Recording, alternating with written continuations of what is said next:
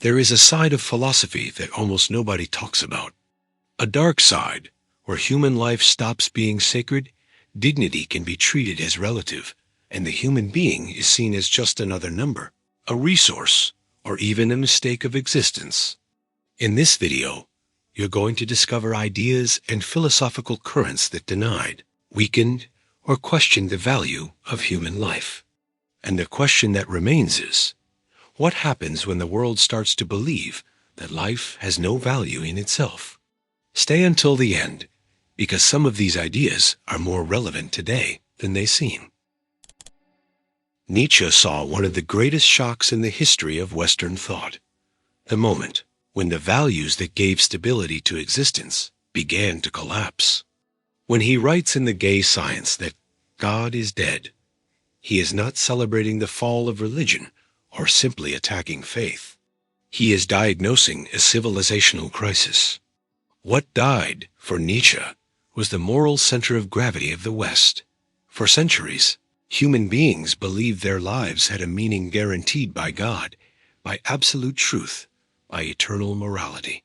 But when that foundation collapses, one question cuts through the modern soul like a wound. If there is no higher order that justifies existence, why live? And even more than that, why should human life be considered valuable in itself? This is where nihilism is born.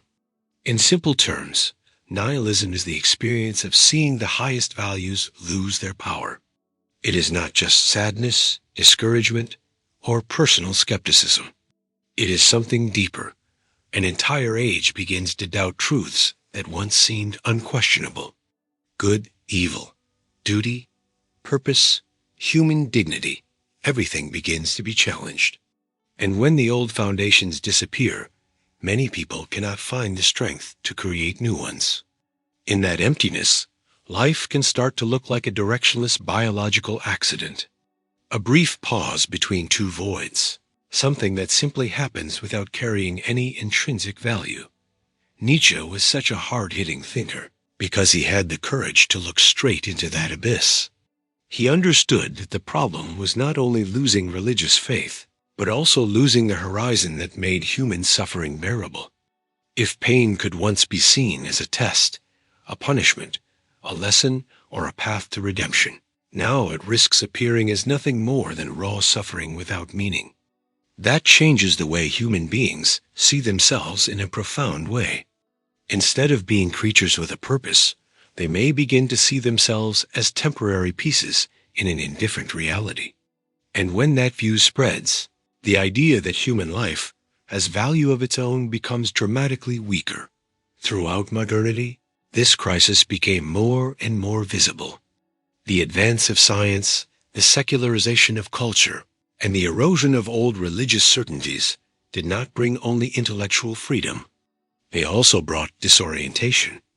Nietzsche saw that many people kept talking about morality, compassion, truth, and dignity, as if those values still had a solid foundation, but the foundation was already cracked. It was like living in a beautiful house, without realizing that the pillars were giving way. This is one of Nietzsche's strongest insights. European culture was still using the language of Christian values, but it no longer truly believed in the metaphysical ground that had supported them. The history of the 20th century seems to confirm this perception, at least in part.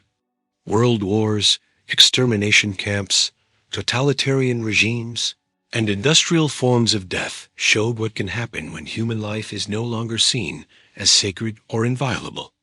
Of course, Nietzsche cannot be blamed for these events, but his analysis helps us understand the spiritual ground in which they grew.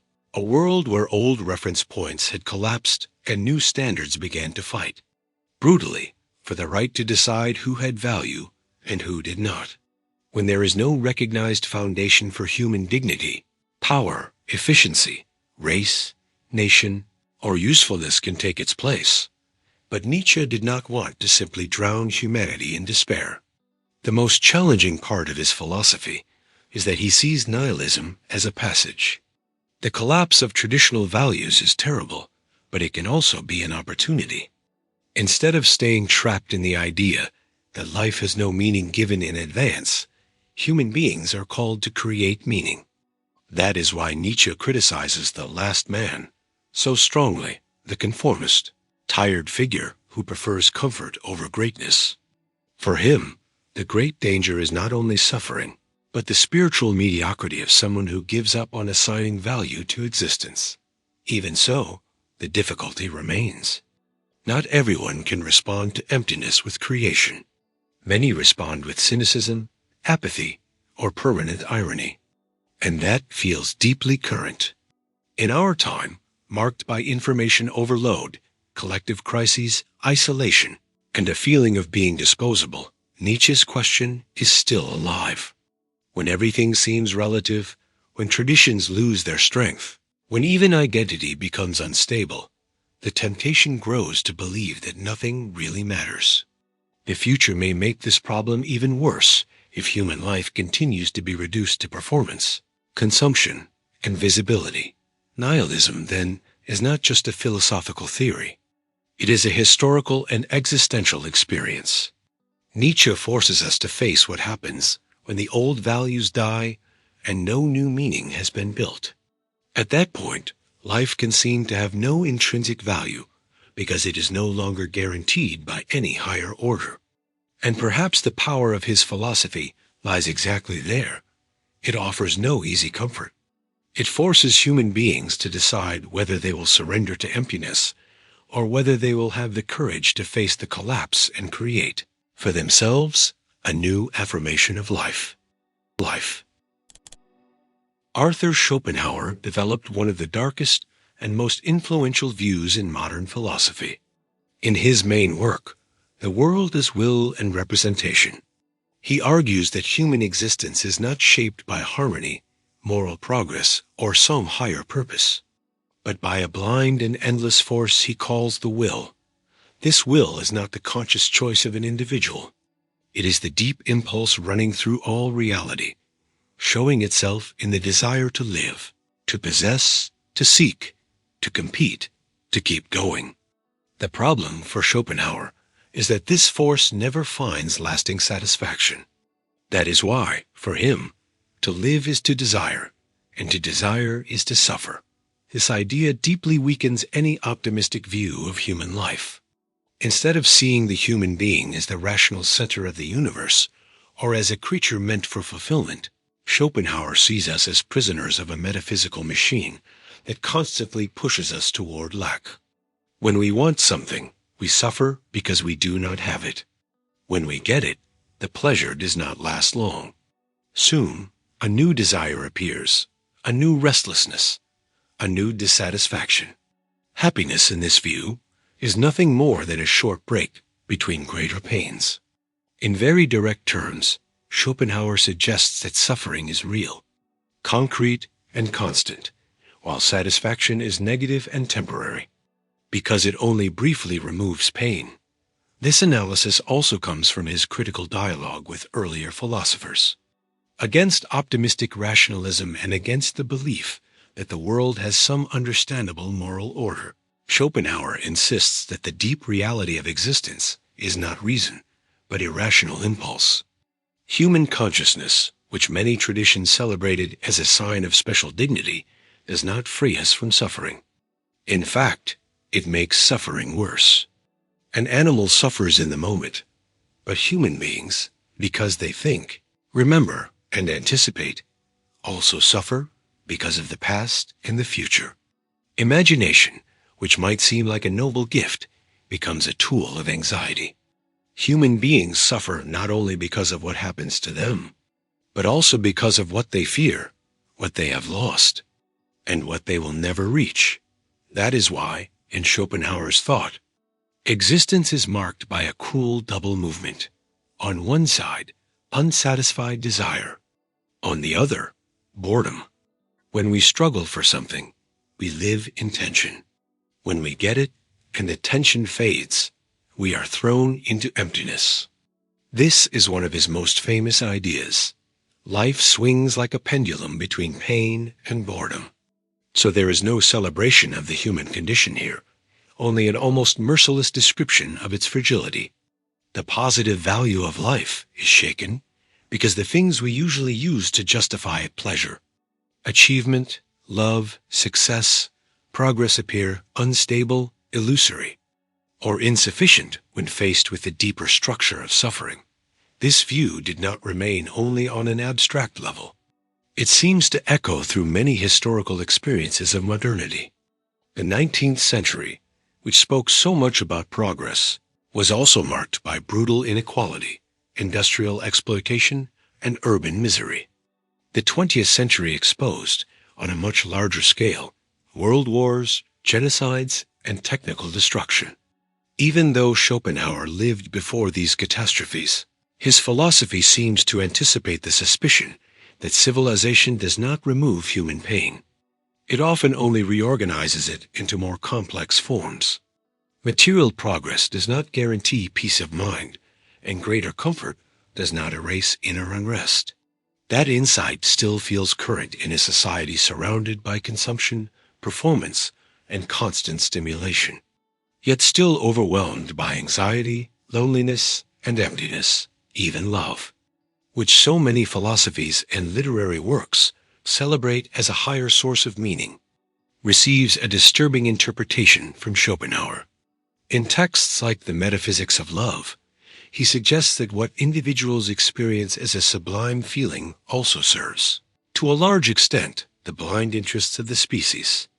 Romantic love, then, loses its idealized glow and becomes an expression of the deeper impulses of the will to live.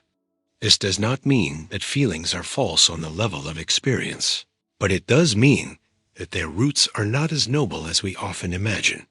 Once again, human life is stripped of any special metaphysical brightness. Still, Schopenhauer does not offer only despair. His philosophy also looks for partial ways out of the tyranny of the will. Art, especially music, gives moments in which the individual contemplates the world without wanting to possess it. Compassion breaks through selfishness by recognizing in another person's suffering the same pain that defines our own condition. And asceticism, inspired by traditions such as Buddhism and Hinduism, appears as an attempt to weaken the impulses that trap us. Even so, these paths do not restore a fully positive view of existence. They ease pain, but they do not turn the world into something essentially good. That is exactly where the disturbing force of Schopenhauer's pessimism lies. He does not simply say that life contains suffering, which almost everyone would admit. He says that suffering is structural, fundamental, and inseparable from existence itself. This idea strikes directly at any philosophy that wants to present human life as naturally valuable, harmonious, or aimed at happiness. In Schopenhauer's view, to live is not to take part in a just order, but to endure the weight of an endless will that never fully comes to rest. That is why his thought remains so provocative. He forces the reader to let go of comforting illusions and face the hardest question. What if suffering is not an accident, but the essence of life? By weakening the positive view of human existence, Schopenhauer offers no easy comfort. He hands us a harsh mirror, one in which existence appears less like a promise of fulfillment and more like an ongoing struggle against pain, lack, and restlessness at the center of living.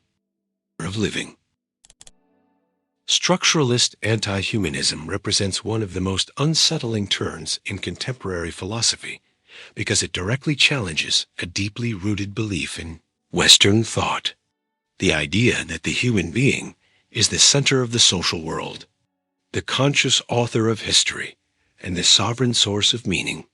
Instead of placing the individual at the core of reality, this view argues that what we call the subject is, to a large extent, produced by larger structures linguistic, economic, political, and institutional.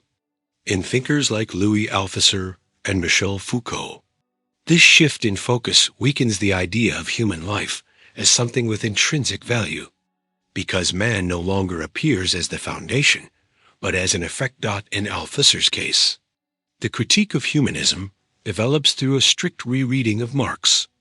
In works like For Marx and Reading Capital, He rejects the interpretation that history is the work of free subjects who fulfill themselves through consciousness. For Althusser, that reading still carries an idealist legacy. Society does not function according to the transparent will of individuals, but through objective structures that exist before them, such as modes of production, class relations, and ideological apparatuses. In this view, the human being is not the master of history, but someone who occupies positions within systems that shape thought and action long before that person sees themselves. As an agent, this idea has deep consequences. If the individual is shaped by economic and ideological forces beyond their control, then autonomy cannot be understood in a naive way. Althusser makes this especially clear when speaking about ideology.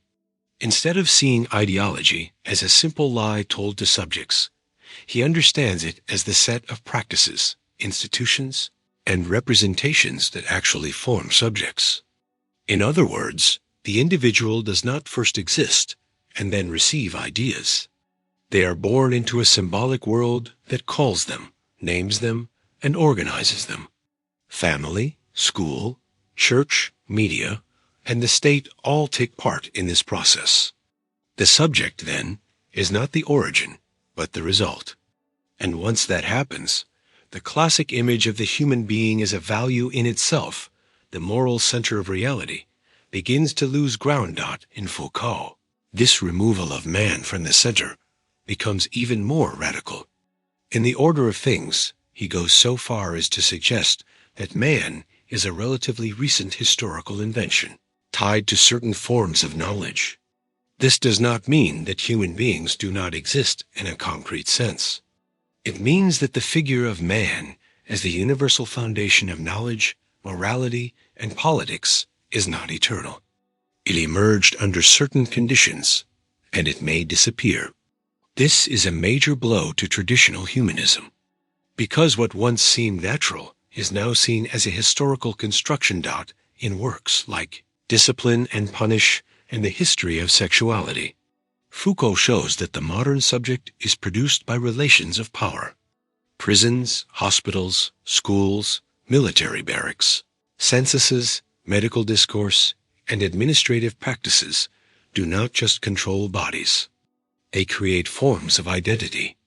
The modern individual learns to see themselves, classify themselves, and judge themselves through these systems. The criminal, the madman, the sick person, the abnormal person, the sexually deviant person, all of these figures are shaped by institutional and discursive networks. The philosophical consequence is powerful. The human being no longer appears as a free essence existing before power, but as something formed by it. This view weakens a positive understanding of human life because it dissolves the idea of dignity, based on a universal and transparent essence. If the subject is the effect of structures and practices, then what we call freedom, identity, or personal value may be far more conditioned than we would like to admit. Man is no longer the measure of all things, but is analyzed almost like a historical product. That does not mean Althusser or Foucault want the destruction of the human being. It means that both refuse to treat the human being as a sacred, autonomous, and stable foundation. Historically, this shift gained strength in a 20th century shaken by wars, totalitarian regimes, and the collapse of many modern certainties. After Auschwitz, Stalinism, colonialism, and bureaucratic machines of control, it became harder to believe in any simple way that merely invoking man would be enough to protect human dignity. For many thinkers, humanism itself seemed insufficient or even complicit, because civilizations that spoke of reason, progress, and humanity also produced mass domination. In that context, structuralist anti-humanism appears as an effort to break apart illusions about the sovereign subject and expose the impersonal mechanisms acting through it. This critique still feels current. In our time, algorithms, digital surveillance, performance metrics, consumer profiles, and classification systems show in a new form how human life can be captured by structures that shape behavior and perception. People often understand themselves through categories produced by institutions, platforms, and databases. The future may intensify this even more, with increasingly sophisticated ways of managing human conduct. In that sense, Althusser and Foucault remain disturbingly relevant. Both help us see that the subject is not simply in control of itself. Even so, the philosophical value of this current lies precisely in the discomfort it creates. By removing man from the center, structuralist anti-humanism forces thought to leave behind idealized images and investigate how individuals are produced by invisible structures. But the cost of that clarity is high. When the human being is no longer seen as a valuable subject in itself and is treated mainly as an effect, there is a risk of weakening the very language of dignity. That is the decisive point. Althusser and Foucault do not deny the complexity of human experience, but they dismantle the comforting image of a sovereign self. And in doing so, they expose a philosophical wound that is still with us. Perhaps man is not the center of the world, but only a historically produced way of existing within it. For Albert Camus, the problem does not begin when human beings suffer, but when they realize that they suffer, struggle, love, and hope within a world that does not answer their deepest questions. That is the root of the absurd. In the myth of Sisyphus, Camus shows that there is a painful gap between what the human heart longs for and what the universe offers. Human beings want clarity, justice, and a reason to exist. But the world stays silent. There is no final answer, no guarantee of meaning, no visible order explaining why we are here. The absurd is born exactly from that clash. Human consciousness asks for meaning, while reality gives back silence. Camus does not turn this realization into a simple philosophy of despair. His reflection is stronger and more honest than that. He starts from the ordinary experience of living and noticing that, beneath routine, there is a strangeness that is hard to ignore. At some point, the repetition of daily life begins to feel heavy. Waking up, working, completing tasks, growing old, losing people, and just keeping going, all of this can suddenly seem mechanical, almost without justification. What once felt natural begins to seem fragile. Life is no longer simply lived. It begins to be questioned. And when the question of meaning appears in full force, human beings discover something uncomfortable. The universe is not arranged to satisfy their need for explanation. This insight runs through all of Camus' work. In The Stranger, for example, the feeling of distance and indifference appears in the very relationship between the individual and the world. In The Plague, collective suffering shows that human existence is not protected by any guaranteed justice. Evil does not choose its victims according to moral merit. Pain simply arrives. This point is essential. Camus rejects the idea that the world has an obvious moral logic. For him, reality was not built to comfort human beings. And that is exactly what weakens any easy and optimistic view of human life. If the universe is indifferent, then the value of existence does not come ready-made. It is not given in advance. It does not descend from heaven as an unshakable certainty. Unlike many religious or metaphysical thinkers, Camus does not try to fill that emptiness with transcendent promises. He is suspicious of what he calls the leap, meaning the attempt to escape the absurd by appealing to some absolute hope that dissolves the problem. His thought is radical because it refuses to lie. Instead of inventing a total meaning in order to endure life, Camus proposes that human beings remain lucid in the face of the lack of any ultimate meaning. That lucidity is painful, but it is also dignified. It means looking into the void without numbing yourself.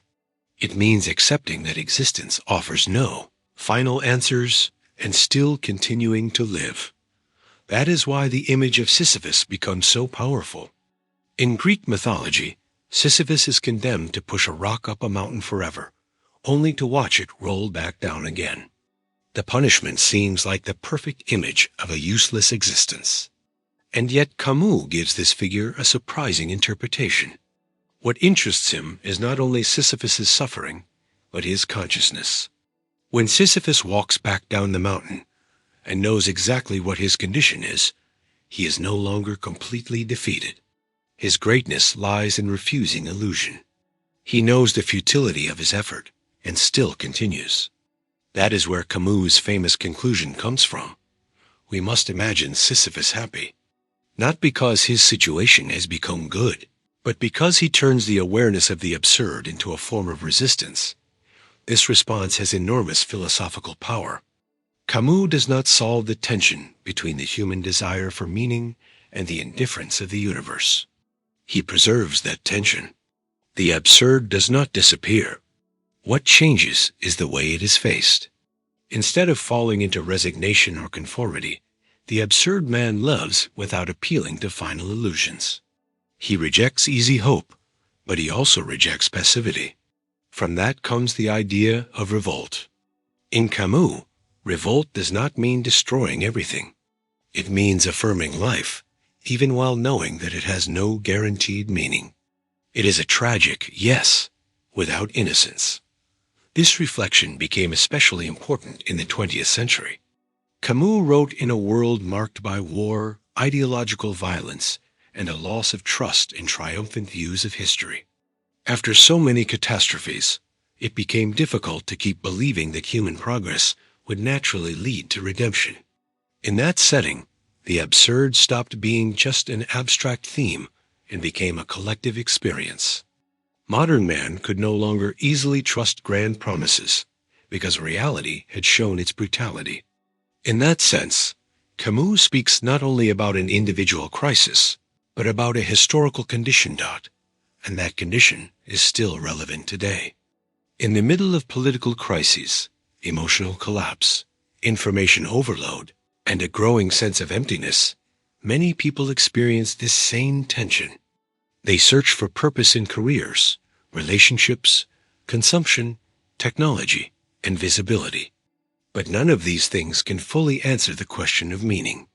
The future may make that restlessness even stronger, as human life becomes more and more pressured by speed, performance, and instability.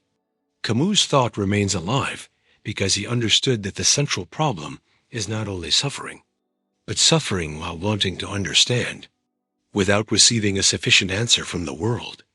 That is why Camus' absurd existentialism is so unsettling. It shows that human existence is suspended between the thirst for meaning and the indifference of the universe. It offers no total comfort and no easy hope, but it offers something rare: lucidity without despair, courage without illusion, dignity without metaphysical guarantees. In Camus, life is not given value in advance. It must be embraced within the very confrontation with the absurd. And perhaps it is exactly in that struggle, without any final answer, that its most human form of greatness appears. Greatness appears. Radical materialism appears when human reality is explained entirely in terms of matter, without appealing to soul, spirit, transcendent purpose, or any special metaphysical dignity. In its most extreme form, this view argues that the human being is nothing more than a highly complex biological organism, the product of physical, chemical, and evolutionary processes. Thinking, loving, choosing, suffering, creating, and hoping would all be, in this view, only the effects of material arrangements in the body, especially in the brain. The philosophical consequence of this position is major. If man is only organized matter, then human life has no intrinsic value because it shares in some higher order, but only the value that other people, societies, or systems decide to give it. This way of thinking has ancient roots. In the atomist schools of antiquity, such as in Democritus and Epicurus, the world was explained through atoms and the void, without the need for divine final causes behind every part of existence. But modern materialism gained strength, mainly through mechanistic science and later through thinkers like Julian Offray Delametre, who in Man and Machine described the human being as a fully natural bodily system, comparable in some sense to a sophisticated machine. In this line of thought, the difference between man and animal stops being metaphysical and becomes only a matter of degree, organization, and complexity. Human life is no longer surrounded by any special mystery. It is placed within the same field of material causality that governs all other bodies in nature. At first, this view can seem intellectually liberating.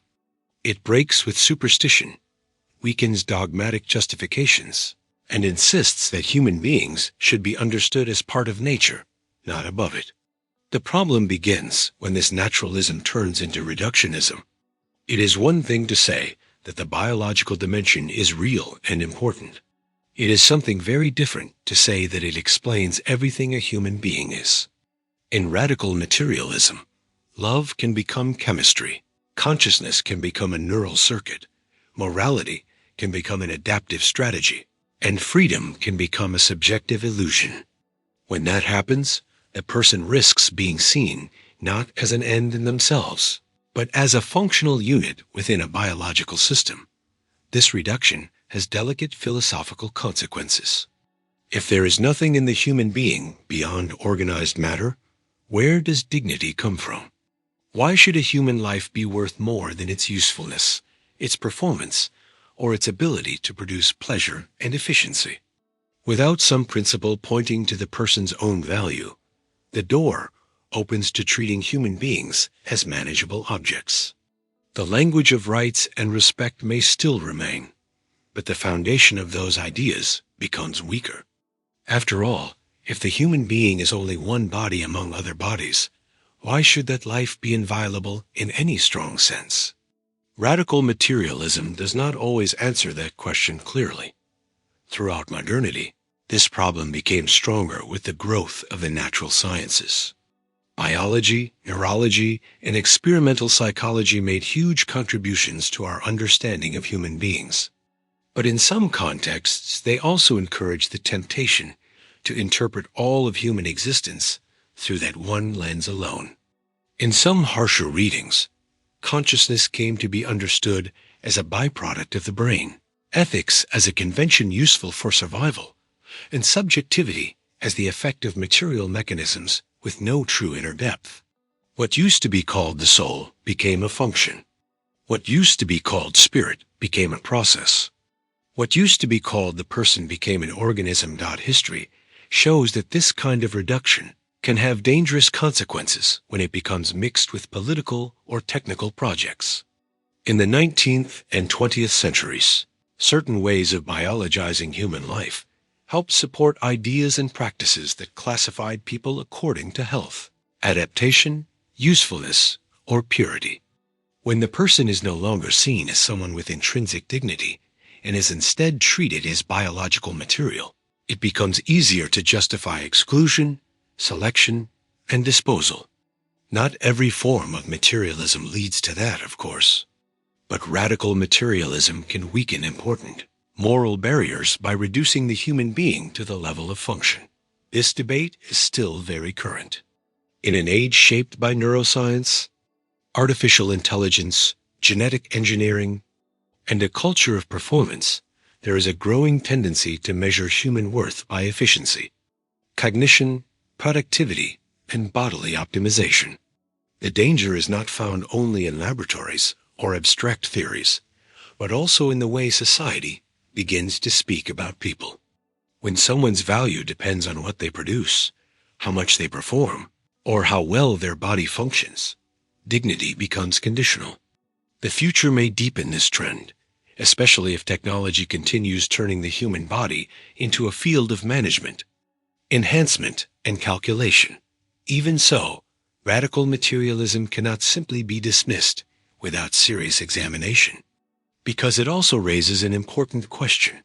To what extent did traditional philosophies idealize the human being by artificially separating humanity from its natural basis? That criticism has real force. Human beings are, in fact, body, metabolism, biological vulnerability, and finitude. Ignoring that creates illusions. The mistake of radical materialism, however, is moving from the affirmation of materiality to the denial of any depth that cannot be reduced to it. It is one thing to say that we are inseparable from matter. It is another to conclude that we are only matter, with no value beyond functional calculation. This is where the humanist critique responds. In Kant, the person does not have value because of empirical traits, but because each person is an end in themselves. In Jacques Maritain, human dignity cannot be reduced to the biological individual because the person participates in a spiritual order. In Emmanuel Levinas, the face of the other places an ethical demand on us that escapes objectification. These responses show that human beings can be natural without being reduced to mere natural things. Radical materialism, then, challenges any elevated view of human life by treating it as a completely material phenomenon. Its strength lies in its refusal of easy metaphysical illusions. Its danger lies in dissolving the person into mechanism, organism, and function. And when that happens, human life loses its deepest uniqueness, becoming just another event in matter, with no special dignity guaranteed beyond the fragile dignity we choose to grant it. So-called social Darwinism is one of the clearest examples of how a scientific theory can be distorted and turned into an ideological justification for denying the equal value of human lives. The central idea of this movement was simple and brutal. If in nature the fittest survive, then in society the strongest, richest, most efficient, or best adapted should also have the right to prevail, while the poor, the sick, the weak, and the marginalized would be seen as inferior or disposable. This logic helped create a dangerous hierarchy of lives, in which some forms of existence came to be treated as more valuable than others. It is important to begin with a basic distinction. Charles Darwin, in works like On the Origin of Species and the Descent of Man, developed a biological theory about the evolution of species through natural selection. His goal was to explain processes in nature, not to provide a moral or political guide for organizing human society. The problem began when ideas linked to the struggle for survival were pulled out of their scientific context and turned into a social standard. Instead of describing how organisms adapt to their environment, certain thinkers began prescribing how human beings should be treated. It was in that shift that biology started being used to justify inequality, domination, and exclusion. Herbert Spencer is a central figure in this process. Although it is not always fair to treat him as a simple follower of Darwin, he was the one who popularized expressions like survival of the fittest. In Spencer's thought, that idea took on a strongly social and economic meaning. Competition between individuals and groups came to be seen as not only unavoidable, but desirable, because it would produce progress by eliminating the less fit. As a result, poverty stopped being understood mainly as the result of unjust structures and began to be read, in many cases, as a sign of inferiority, incapacity, or natural failure. Social compassion began to look suspicious, as if helping vulnerable people were an improper interference in a supposedly beneficial process of selection. This distorted reading produced a devastating moral shift. Once human life is judged by fitness, it no longer has value in itself. It becomes valuable only in terms of performance, strength, adaptation, and usefulness. The poor can be seen as a burden. The sick can be seen as an obstacle. The disabled can be seen as a biological mistake. The colonized can be seen as a lower stage of humanity. This is how social Darwinism radically weakens any idea of universal dignity. Instead of affirming that every person has intrinsic worth, it creates a hierarchy in which some are treated as superior and others as second-class lives. Historically, the consequences of this logic were deep. In the 19th century and early 20th century, social Darwinism was used to legitimize imperialism, scientific racism, economic elitism, and policies of exclusion. Colonial powers appealed to ideas of civilizational superiority to justify domination over other peoples, as if conquest were simply the natural continuation of the struggle for life on a historical scale. Social inequality inside industrialized countries was also often treated as something natural. If some became rich while others sank into misery, that could be interpreted not as a political problem, but as the inevitable result of competition between the fit and the unfit. This mindset helped prepare the ground for even more violent forms of dehumanization. Although Nazism cannot be reduced to social Darwinism, it fed on an intellectual climate in which racial hierarchy, the biologization of politics, and the ideal of selection had already been circulating for decades. The idea that certain lives were degenerate, inferior, or undesirable found support in ways of thinking that treated society as if it were an organism to be purified. Once politics begins to think of human beings in terms of biological improvement and the elimination of the weak, the step toward barbarism no longer seems unthinkable. What is most disturbing is that this logic has not completely disappeared. Today it rarely appears with the same explicit language used in the past, but it still comes back in adapted forms. Sometimes it shows up in the aggressive glorification of meritocracy, as if every inequality were natural proof of individual worth. Sometimes it appears in discourse that treats poor populations, migrants, or people with disabilities as management problems. Other times it hides inside technocratic language that measures the value of lives by productivity, social cost, or performance. The future could make this danger even greater if biotechnology, artificial intelligence, and genetic engineering begin, feeding new fantasies of human classification between more and less desirable lives. That is why criticizing social Darwinism requires more than just correcting a bad reading of Darwin. It requires defending a deeper philosophical and moral principle. Human life cannot be judged as if it were biological merchandise, locked in endless competition. The existence of different abilities, conditions, and life paths does not justify turning difference into inequality of dignity.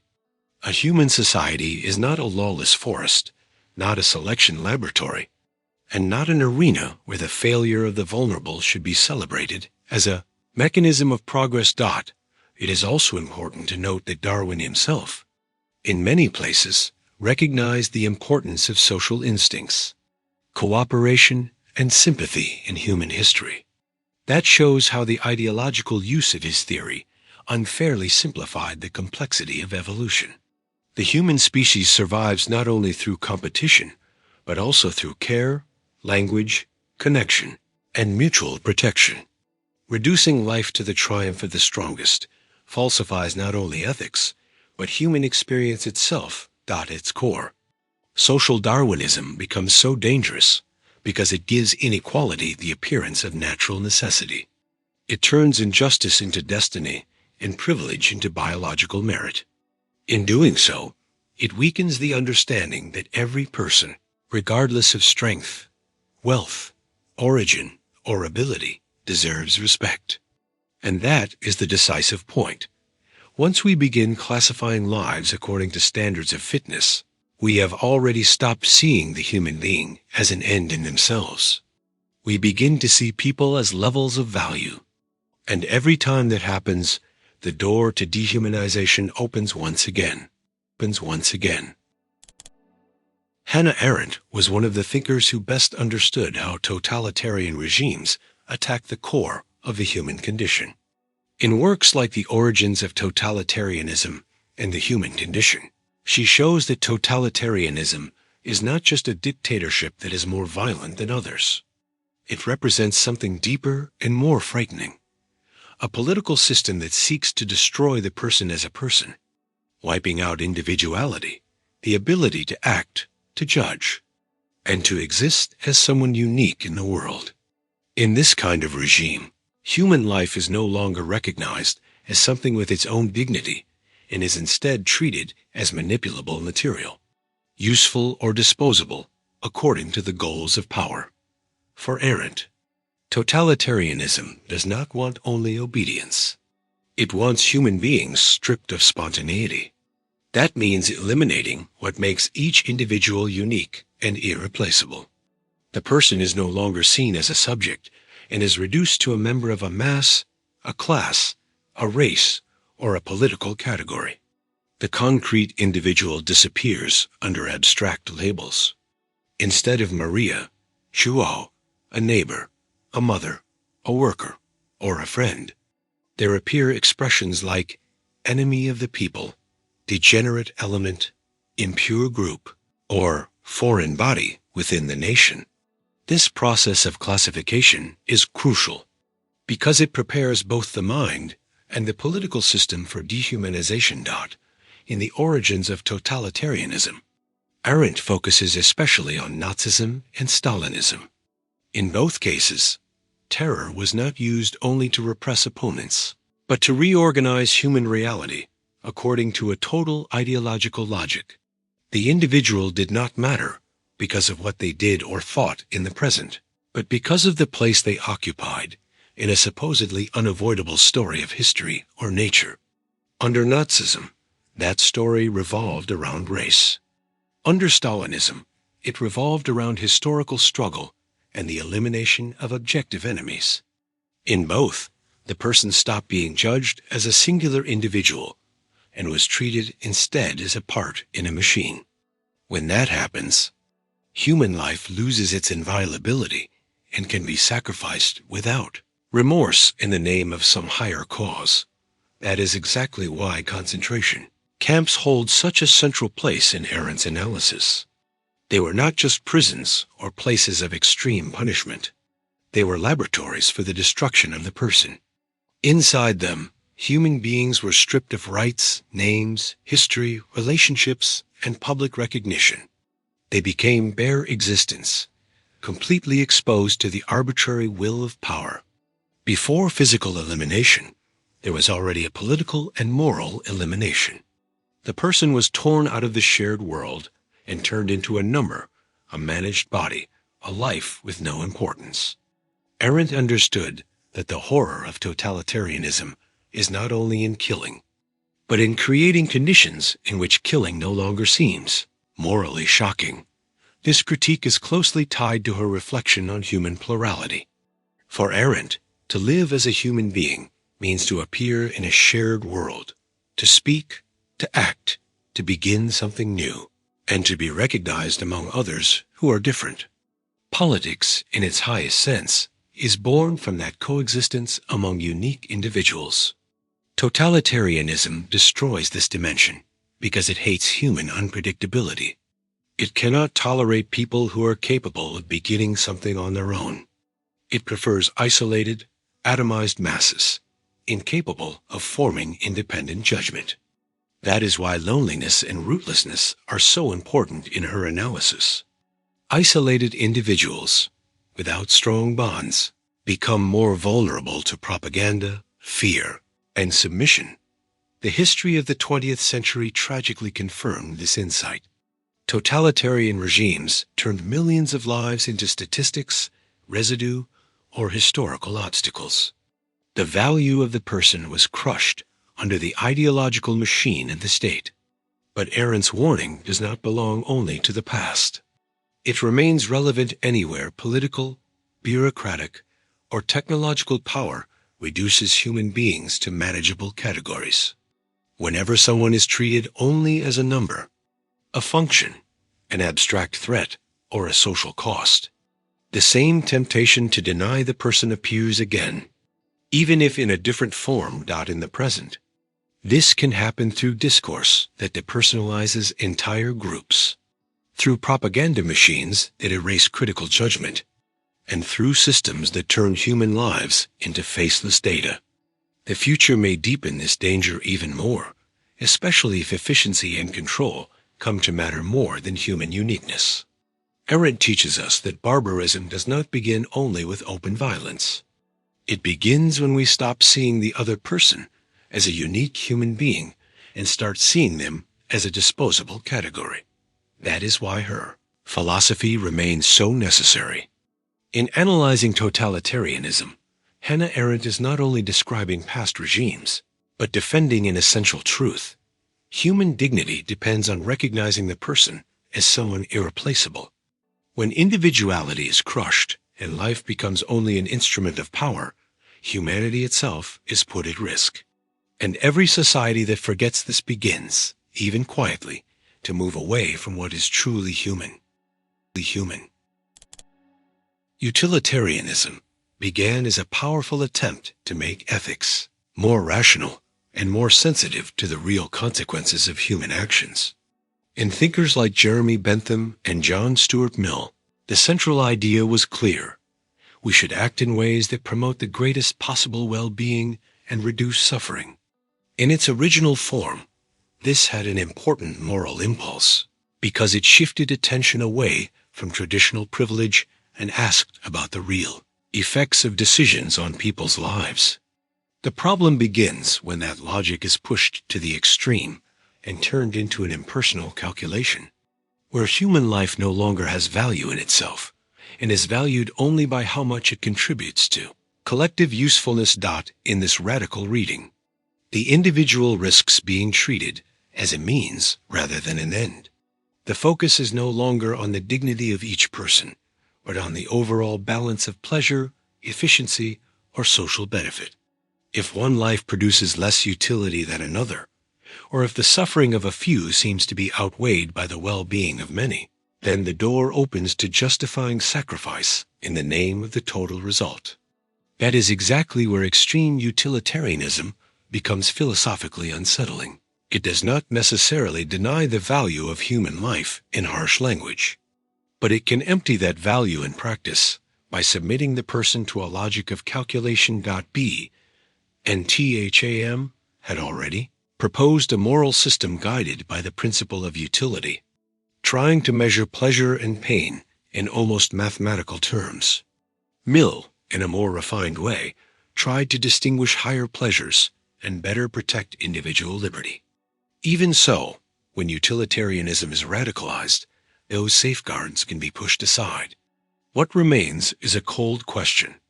Which decision produces the best overall result? That way of thinking may seem efficient, but it can become morally dangerous. Because not everything that increases the total amount of well-being respects the inviolability of the person. The classic example is simple and disturbing. If the intense suffering of a small group could guarantee great benefit for a much larger majority, would that be justified? Extreme utilitarianism would tend to say yes, as long as the final balance were positive. At that point, human life begins to be treated instrumentally. A person's value no longer lies in their condition as a person, but in their position within a larger calculation. The sacrificed minority becomes an acceptable cost. The concrete individual disappears behind the statistic. This kind of reasoning helps explain why so many criticisms have been made against utilitarianism throughout modern and contemporary philosophy. Kant, for example, directly opposes this logic by saying that a person must always be treated as an end in themselves, never merely as a means. That alone shows the essential contrast.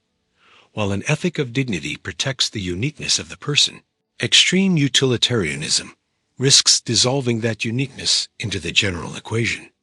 The question stops being, what do I owe the other person as a person? And becomes, how much collective gain comes from this decision?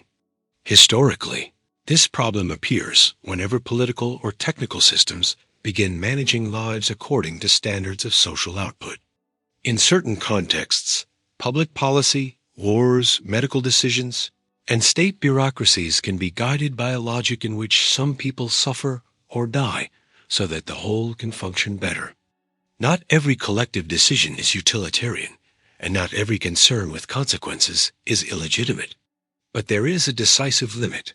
When collective efficiency becomes the only standard, human life loses its moral depth and turns into a planning variable.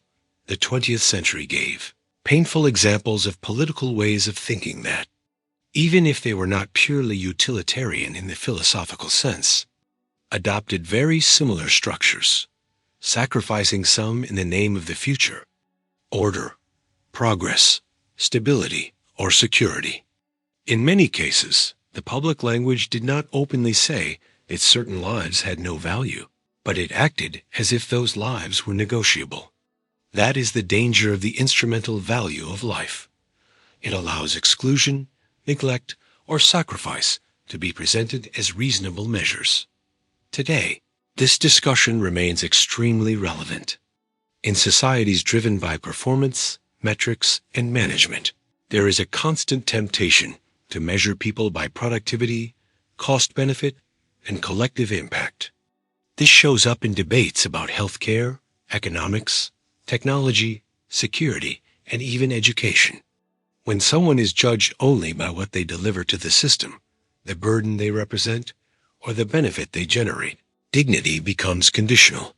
The future may make this even more delicate, especially with algorithms, artificial intelligence, and predictive models influencing decisions about jobs, credit, surveillance, and access to resources.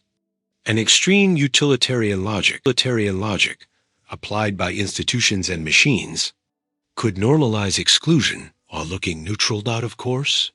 Utilitarianism in its more serious forms does not automatically lead to these brutal conclusions.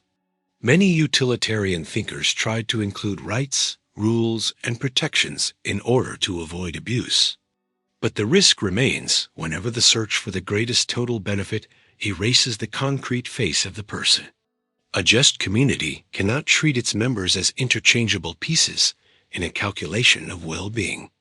There is something in human value that resists being added up, compared, and traded. Extreme utilitarianism reveals a decisive tension in modernity. The attempt to morally organize life through rational standards of consequence may produce efficiency, but it can also erode the very thing it should protect.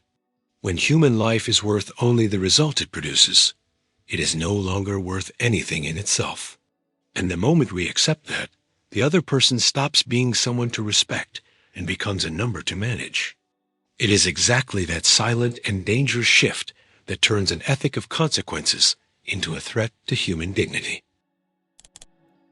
Malthusianism holds a delicate place in the history of ideas because it begins with a real concern about the limits of subsistence, but it can easily slip into a dehumanizing view of society.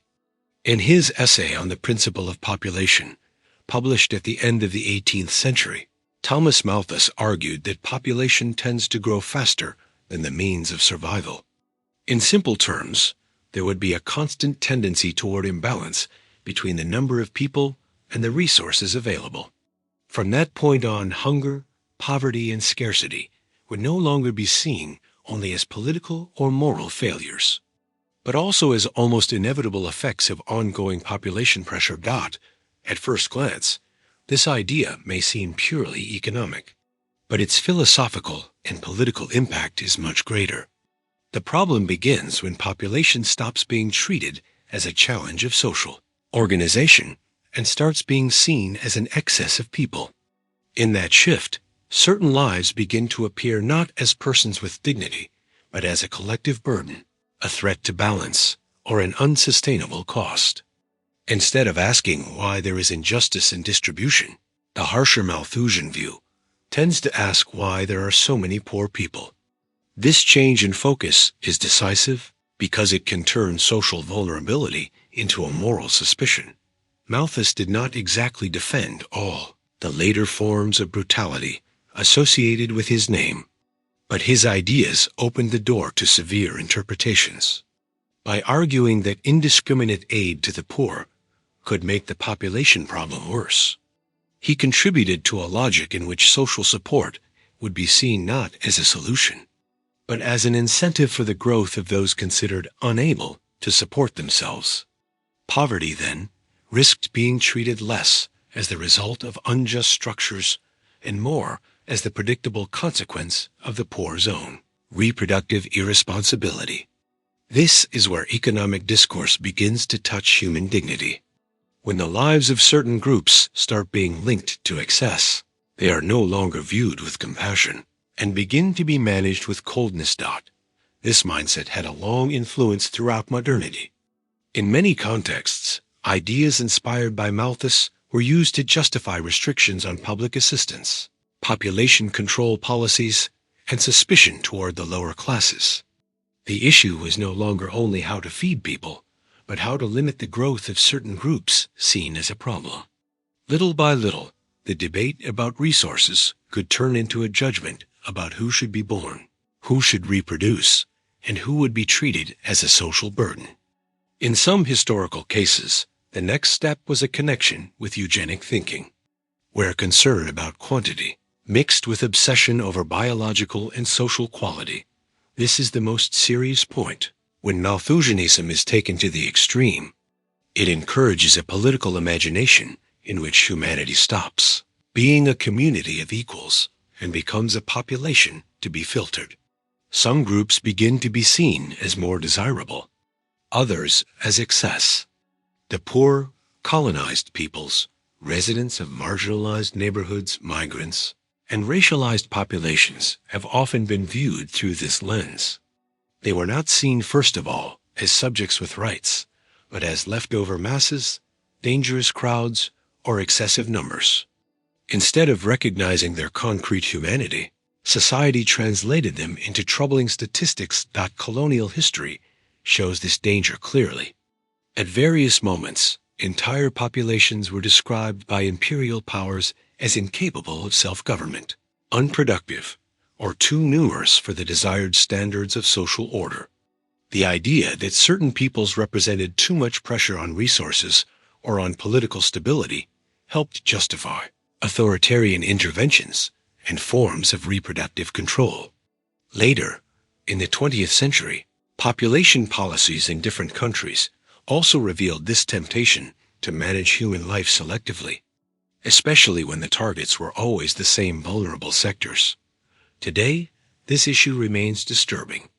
In times of climate crisis, food insecurity, and intense urbanization, the debate about population often returns.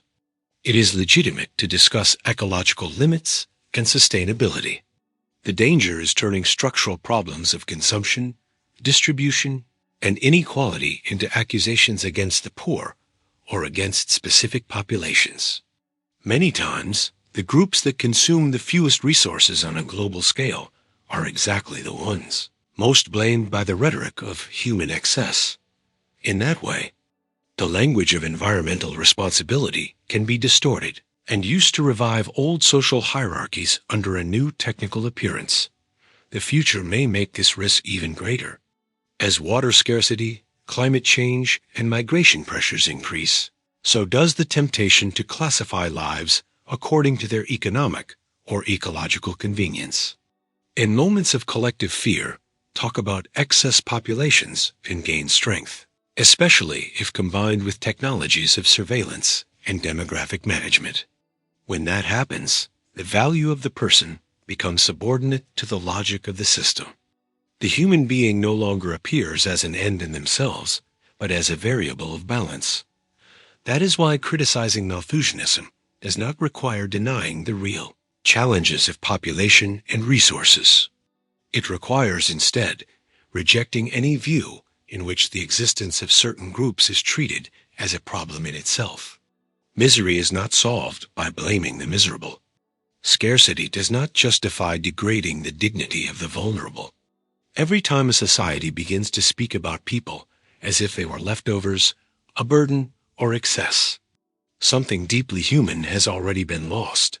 Malthusianism becomes dangerous when it stops being an analysis of material limits and turns into a social philosophy of exclusion. At that point, it teaches people to look at part of humanity not with responsibility, but with calculation. And when a life is seen only as a statistical burden, it is already one step away from being considered disposable. Modern mechanism emerged as one of the great intellectual revolutions in Western history. Starting in the 17th century, with the rise of mathematical physics and the new natural sciences, The world came to be understood more and more as a vast machine ruled by precise, measurable, and universal laws. This movement had enormous explanatory power. It made it possible to leave superstition behind, develop powerful technologies, and understand many phenomena with a level of rigor never seen before. But it also brought a delicate philosophical consequence. If nature works like a machine, then to what extent does the human being also start to be seen that way? This is where certain readings of rationalism and modern science begin to weaken human uniqueness, treating life as nothing more than a mechanical process. Thinkers like René Descartes help us understand this problem. Although Descartes distinguished between mind and body, preserving a special status for the rational soul, his description of the body opened the door to very influential mechanistic interpretations. The organism began to be compared to a complex machine whose movements could be explained by physical causes, without needing to appeal to hidden purposes. The heart works like a pump, the nerves like conductors, the muscles like levers. This language was extremely fruitful for medicine and science. But as this model expanded, there arose the temptation to apply the same logic not only to the body, but to the whole human being. When that happens, human life is no longer understood as inner experience, freedom, value, or mystery, and is instead read as function. The human being becomes a system.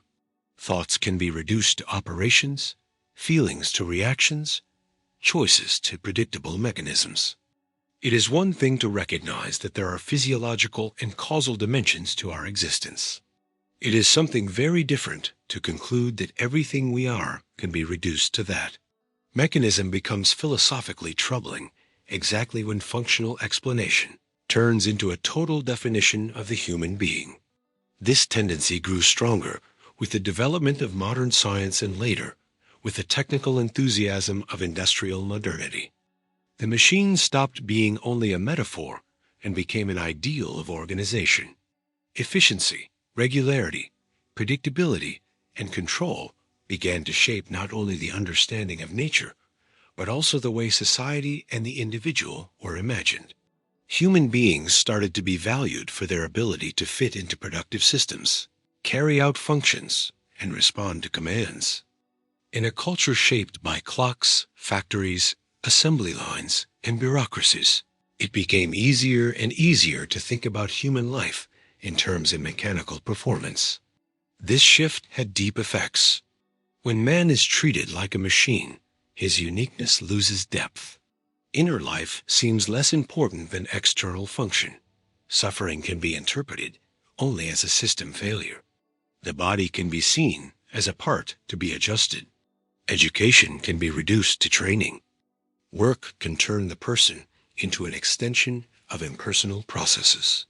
The language of technique then begins to replace the language of dignity. Instead of asking who this human being is, the question becomes how he operates, what he produces, where he fails, and how he can be optimized. Historically, this became especially visible with industrialization.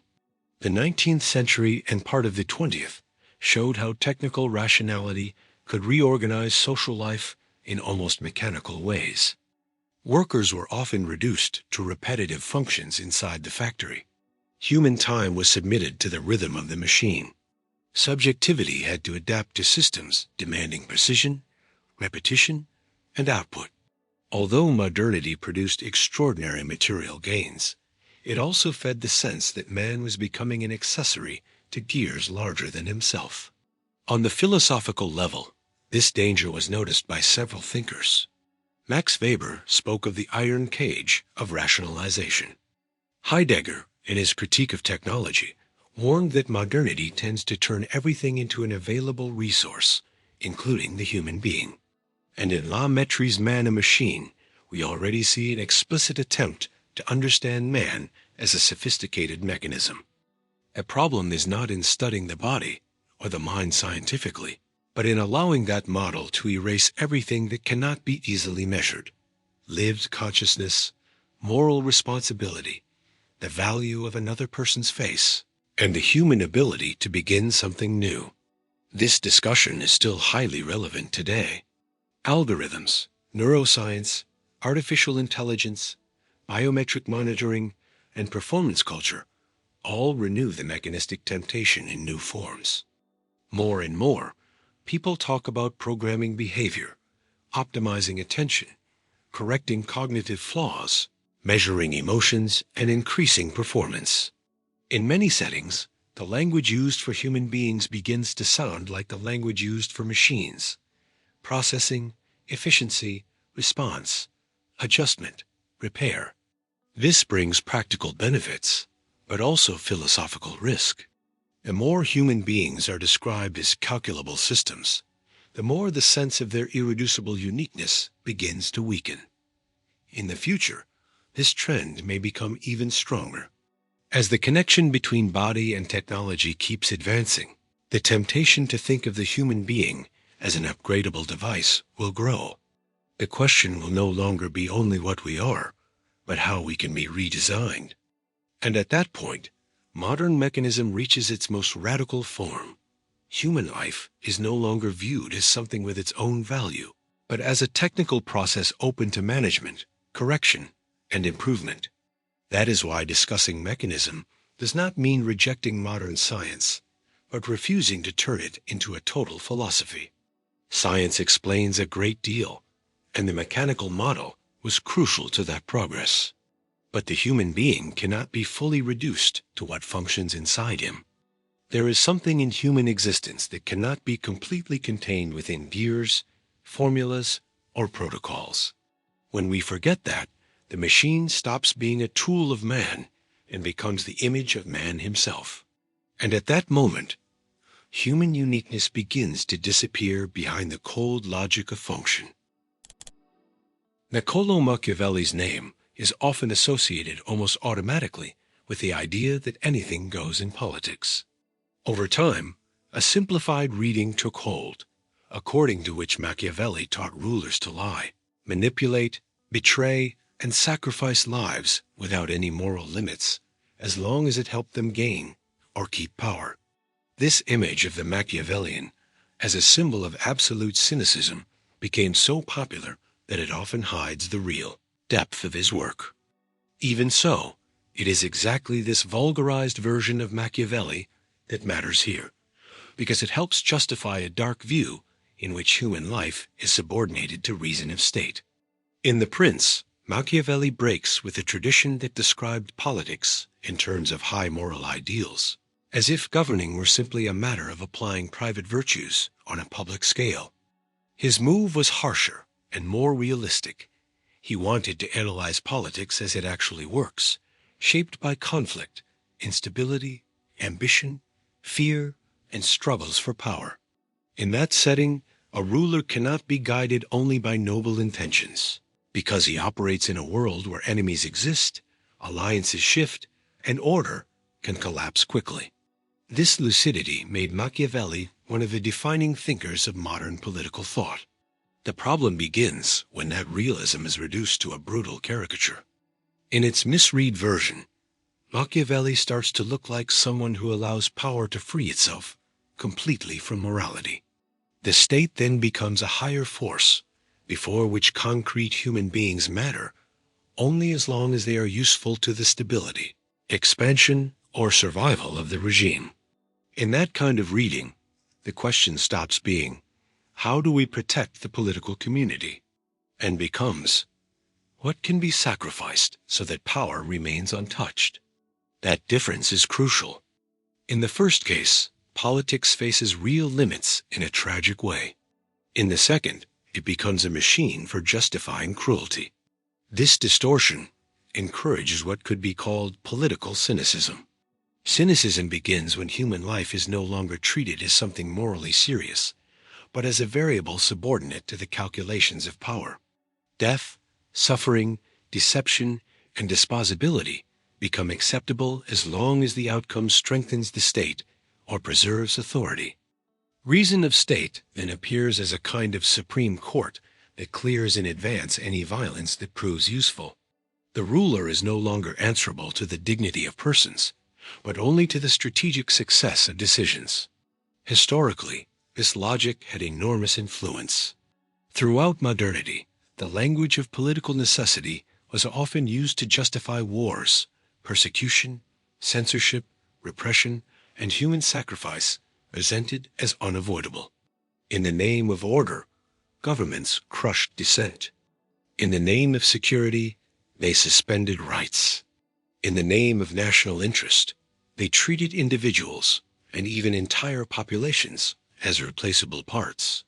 Not all of these processes come directly from Machiavelli, of course.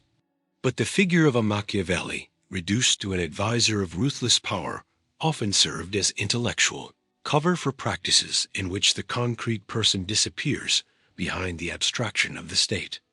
It is important to note, however, that this reading also oversimplifies Machiavelli himself. He was not defending cruelty for cruelty's sake, nor was he teaching some sadistic pleasure in the use of force. In many places, his central concern is the stability of the city, the preservation of political order, and the prevention of chaos. In his Republican works, such as Discourses on the First 10 Books of Livy, he shows appreciation for civic freedom and for the energy of political conflict within institutions. The problem lies less in Machiavelli himself than in the vulgar use of his name to claim that. In politics, the human being is nothing more than a means. Once that vulgarization takes hold, the philosophical consequence becomes serious. Human life is no longer treated as an end in itself, and is instead thought of in relation to some higher entity: the state, the nation, security, governability. The concrete person, with their real suffering, loses weight in the face of solemn abstractions. This logic prepares the ground for very dangerous forms of dehumanization, because it teaches people to tolerate the sacrifice of individuals in the name of collective goals defined by those in power. This issue remains relevant today. In times of crisis, war, polarization, or social fear, the temptation to justify almost anything in the name of order comes back strongly. Political discourse begins to suggest that certain rights get in the way, that some lives are an unavoidable cost, that certain groups need to be sacrificed to protect the whole. It is in that moment that a misunderstood Machiavellianism returns as a language of legitimation. The problem is not recognizing that politics deals with hard choices. The problem is normalizing the idea that the needs of power cancel out the value of the person.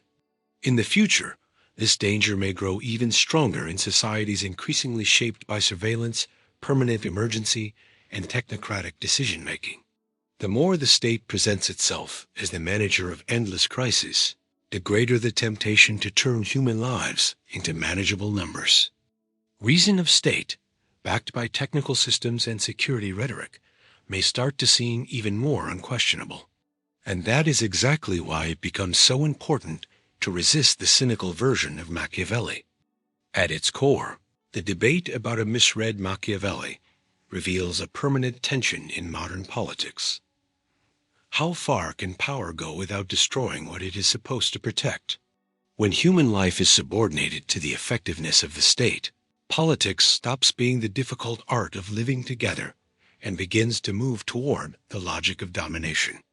And every time we accept that real people can be treated only as instruments of stability or force, we take one more step toward a world where power matters more than the human person.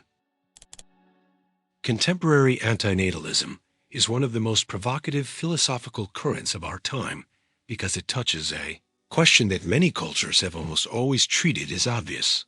Is being born a good thing? Instead of starting from the idea that life is, in principle, a gift or a positive opportunity, antinatalism reverses the starting point and asks whether bringing someone into the world might, in many cases, unnecessarily expose that person to suffering.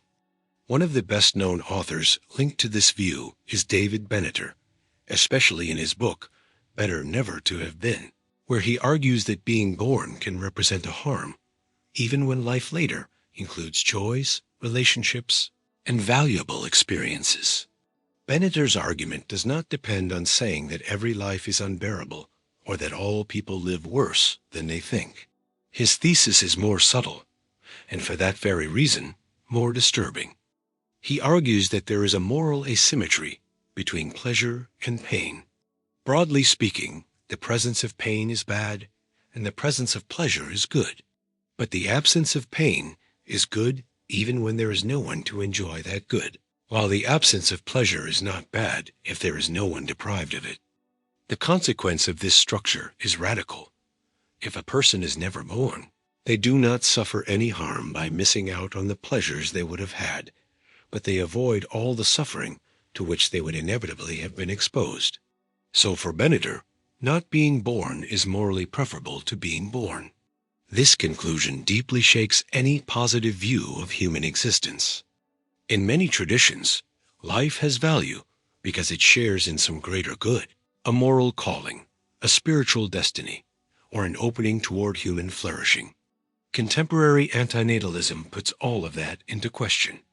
Instead of seeing birth as the beginning of a positive possibility, it interprets it as a forced entry into a field of pain, frustration, loss, and vulnerability. After all, no one consents to being born, and every birth exposes someone to illness, grief, anxiety, injustice, and death. From that angle, bringing a life into the world no longer seems naturally good, but instead raises a serious ethical problem. Beneder also criticizes the optimism with which human beings usually judge their own existence. According to him, we have strong psychological tendencies to soften our perception of suffering, adapt to difficult conditions, and compare our situation to worse scenarios, which leads us to make more positive evaluations than reality may justify. In other words, many people say that life is worth living, but that may reveal less an objective truth about existence and more human mechanisms of adjustment and self-preservation. This criticism makes antinatalism even more unsettling, because it questions not only the value of life, but also our confidence when we defend it. In the contemporary world, this current has gained strength because it speaks to very present anxieties, environmental crises, wars, inequality, emotional collapse, instability, and fear of the future. In a world where so many people ask what kind of reality awaits the next generations, antinatalism no longer seems like mere speculation and begins to touch real concerns. Birth is no longer thought of only in private or family terms, but also in relation to a planet under pressure and a history marked by recurring suffering. In that setting, the antinatalist argument can seem, to some, like an extreme form of responsibility, avoiding imposing on someone the risks and pains of existing. At the same time, this position faces major philosophical criticism. Many thinkers argue that Beneder reduces life too much to suffering, neglecting the human ability to create meaning, connection, beauty, learning, and responsibility. Others challenge the asymmetry between pain and pleasure itself, saying it depends on debatable assumptions. There are also those who argue that antinatalism treats existence as if it could be judged only through a calculation of harms, without recognizing broader dimensions of human experience. Humanist, existentialist, and religious thinkers often insist that vulnerability does not erase the value of life. In many cases, it is exactly what makes compassion, courage, maturity, and genuine encounter with others possible. Even so, contemporary antinatalism has force because it pushes thought to let go of easy certainties. It demands that we take seriously the suffering built into the human condition, and asks whether enthusiasm for the continuation of the species sometimes hides a cultural habit that has not been examined closely enough. Its philosophical discomfort lies in treating birth not as a self-evident good, but as an act that needs moral justification. Views like David Beneder's question the value of human existence itself by shifting the focus from the celebration of life to the unavoidable weight of pain. They do not just criticize the romantic view of birth. They raise doubt about whether bringing someone into the world can ever be morally innocent. And that is exactly why antinatalism remains so unsettling. It forces us to face a hard question that many philosophies preferred to avoid, whether living is really a gift, or whether, at its deepest level, it carries a harm that was never chosen. The idea of biopolitics, developed by Michel Foucault, helps us understand a major transformation of power in modern times. For a long time, sovereign power was understood mainly as the right to take life or let live. The king, the state, or the ruler appeared as authorities who exercised power mostly through law, punishment, and visible force. But with modernity, a new logic emerges. Power begins to invest directly in life itself.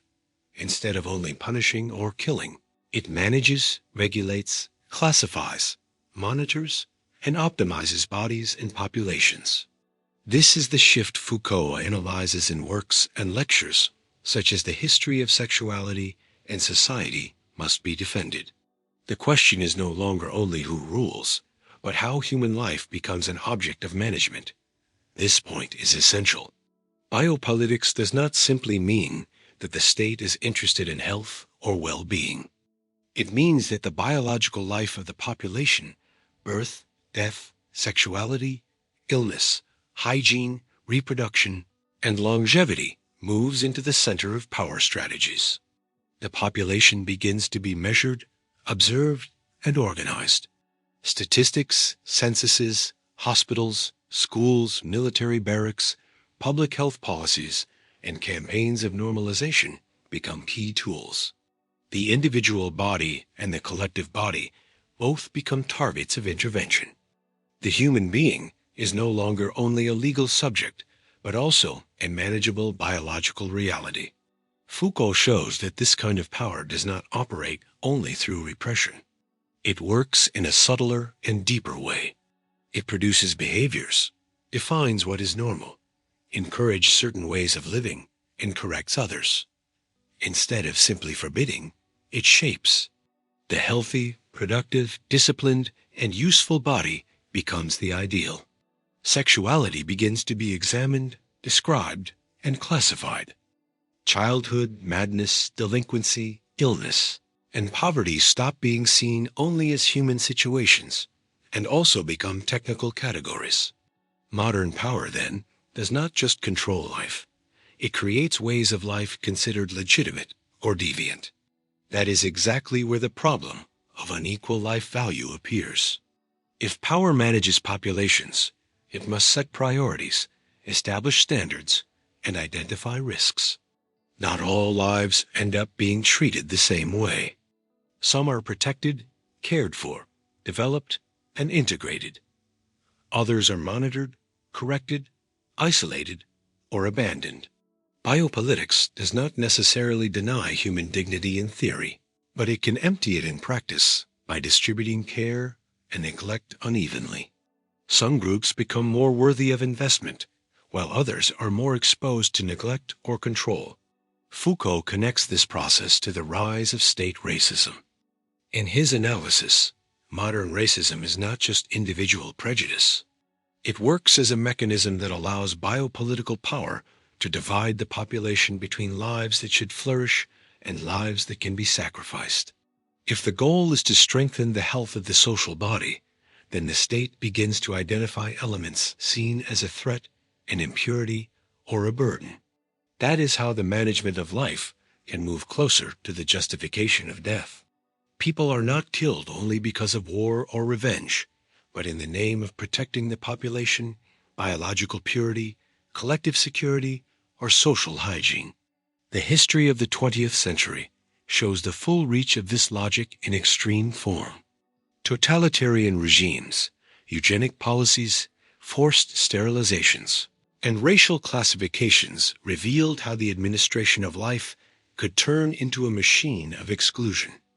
Nazism, in particular, pushed this logic to its limit by combining biopolitics and extermination, protecting certain lives while eliminating others in the name of a biological vision of the nation. Foucault does not reduce all of modernity to that horror, but he shows that there is a disturbing connection between the technical care of life and the possibility of ranking it. What is most unsettling is that biopolitics does not belong only to extreme regimes. It runs through ordinary societies, democracies, medical institutions, school systems, and public policy. Whenever bodies are measured, classified, and normalized, we are in that field. That does not mean every form of healthcare or education management is oppressive. The problem begins when the administration of life stops serving the person and starts defining the person completely. At that point, the human being risks being reduced to biological data, a population profile, or a technical case. This reflection remains highly relevant today. Databases, digital surveillance, biometrics, genetics, predictive algorithms, and risk metrics have greatly expanded the ability to govern life. Bodies and behaviors can now be monitored in real time. Entire populations can be classified according to standards of productivity, vulnerability, or threat. The promise of efficiency makes it even easier to distinguish between priority lives and secondary lives. The future may intensify this, especially if technical management becomes more influential than the ethical recognition of the person. That is why biopolitics is such an important concept. Foucault forces us to see that modern power is not limited to giving orders or imposing prohibitions. It enters into the very definition of what counts as normal, valuable, and protected life. And when that happens, inequality stops being only economic or legal and becomes biological and administrative. Some lives are treated as human capital to be developed, others as problems to be controlled. At its core, Foucault's analysis reveals a central paradox of modernity. The more power presents itself as the protector of life, the greater its ability may become to classify, rank, and instrumentalize life. Human life no longer appears simply as inviolable dignity, but as an object of management. And every time the value of a life starts depending on its usefulness, normality, or fit within the system's standards, the human being begins to be measured by dangerous scales. That is exactly the wound that the idea of biopolitics exposes with such force. Fascism represents one of the most violent ways of denying the person because it subordinates the value of the concrete human being to collective entities raised to the level of absolutes. Nation, race, people, state, historical destiny, these words take the place that, in a humanist view, should belong to the inviolable dignity of each person. The individual no longer has value in themselves, but only as a useful member of a larger body.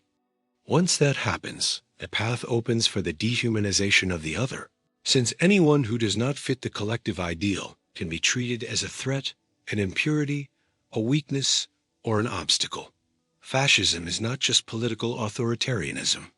It also involves a philosophical and moral view according to which the unity of the collective stands above individual freedom, pluralism, and the unique value of each life.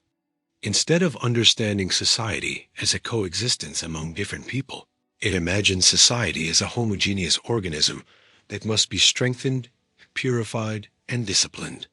In that framework, disagreement is no longer seen as a legitimate part of political life and starts being treated as a sign of degeneration or betrayal. The other is no longer a human opponent, but an enemy to be neutralized. This logic appears very clearly in Italian fascism, and, in an even more brutal way, in German Nazism. In both cases, politics is organized around the glorification of national unity and collective strength. In Nazism, this becomes even more intense because of the racial element. Humanity is divided according to biological criteria, and the supposedly superior race is placed at the center of political order. The value of life is no longer universal. Some lives are celebrated, protected, and cultivated. Others are degraded, excluded, and treated as unworthy. In this sense, fascism does not just diminish the person, it creates scales of humanity. This is the decisive point.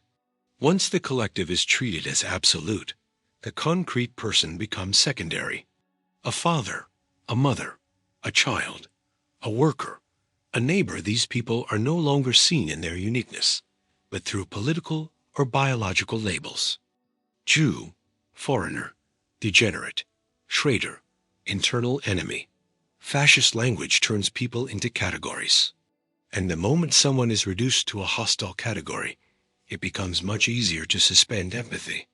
Dehumanization begins in language, continues through propaganda, and then turns into political practice. Hannah Arendt's critique helps shed light on this process. She shows that totalitarian regimes and mass movements destroy the space in which individuals appear as unique human beings. Human plurality, which is the foundation of authentic political life, is replaced by ideological uniformity. Fascism hates difference because difference reminds us that the human world cannot be reduced to one will, one identity, one narrative. That is why it must simplify reality into blocks. The pure people on one side, the corrupting elements on the other. Any political philosophy that works like that is already preparing moral exclusion. Historically, the 20th century showed where this logic can lead. The cult of race, nation, and purity justified persecution, war, segregation, and extermination. But fascism is not sustained only by direct violence. It also depends on a political imagination that turns collective belonging into a standard for human worth. The person does not matter because they are a person, but because they are useful to the national project. If they help, they are praised. If they get in the way, they can be discarded. This instrumentalization of life is one of the darkest features of fascist thought. This danger does not belong only to the past. Every time political discourse treats the people as a pure unity threatened by minorities, foreigners, or dissenters, the fascist temptation returns. Every time the nation is presented as a sacred reality before which the individual must erase themselves, the ground for dehumanization begins to form again. And every time a person's value depends on origin, race, usefulness, or conformity to an identity ideal, the concrete individual loses their most basic moral protection. In the present, this can appear in new language less explicit, but still dangerous. Aggressive nationalism, conspiracy theories about internal enemies, the worship of strength, and contempt for human vulnerability are all signs of that same structure. The future may intensify this even more if economic crisis, social fear, and polarization feed the search for rigid collective identities and leaders who promise unity through exclusion. That is why analyzing fascism is more than studying a historical regime. It means understanding a permanent temptation in politics.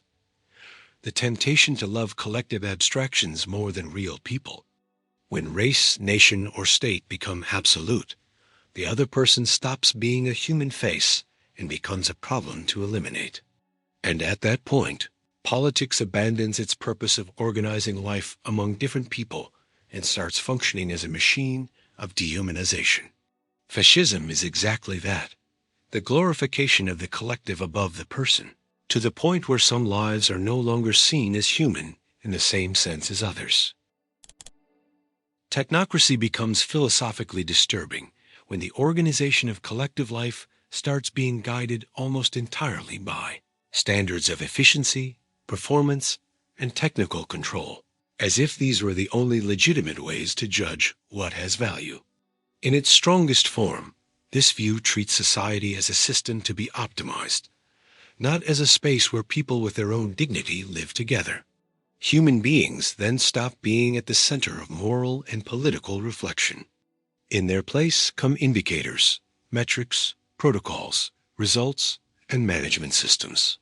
The question is no longer what most deeply respects the person, but what works best.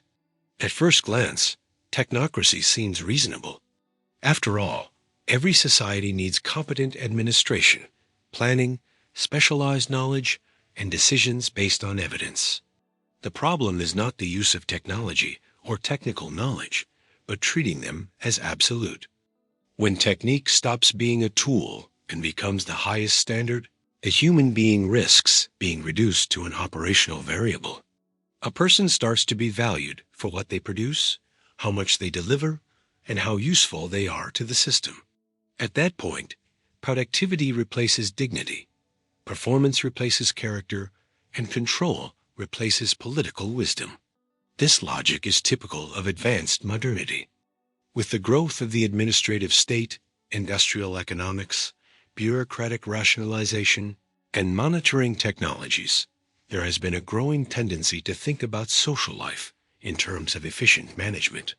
Schools began to be judged by targets, hospitals by numbers, workers by performance, cities by indicators, and bodies by output. None of that is meaningless by itself. The danger appears when those standards stop being partial tools and become the total measure of value. Whatever cannot fit into spreadsheets, charts, and reports starts to seem secondary. And that is exactly where many of the most human experiences remain: fragility, listening, contemplation, moral awareness, connection, suffering, and inner time. Thinkers like Max Weber saw this problem early when analyzing modern rationalization. His image of the iron cage shows how life can become trapped inside structures that are more and more efficient, but also more impersonal.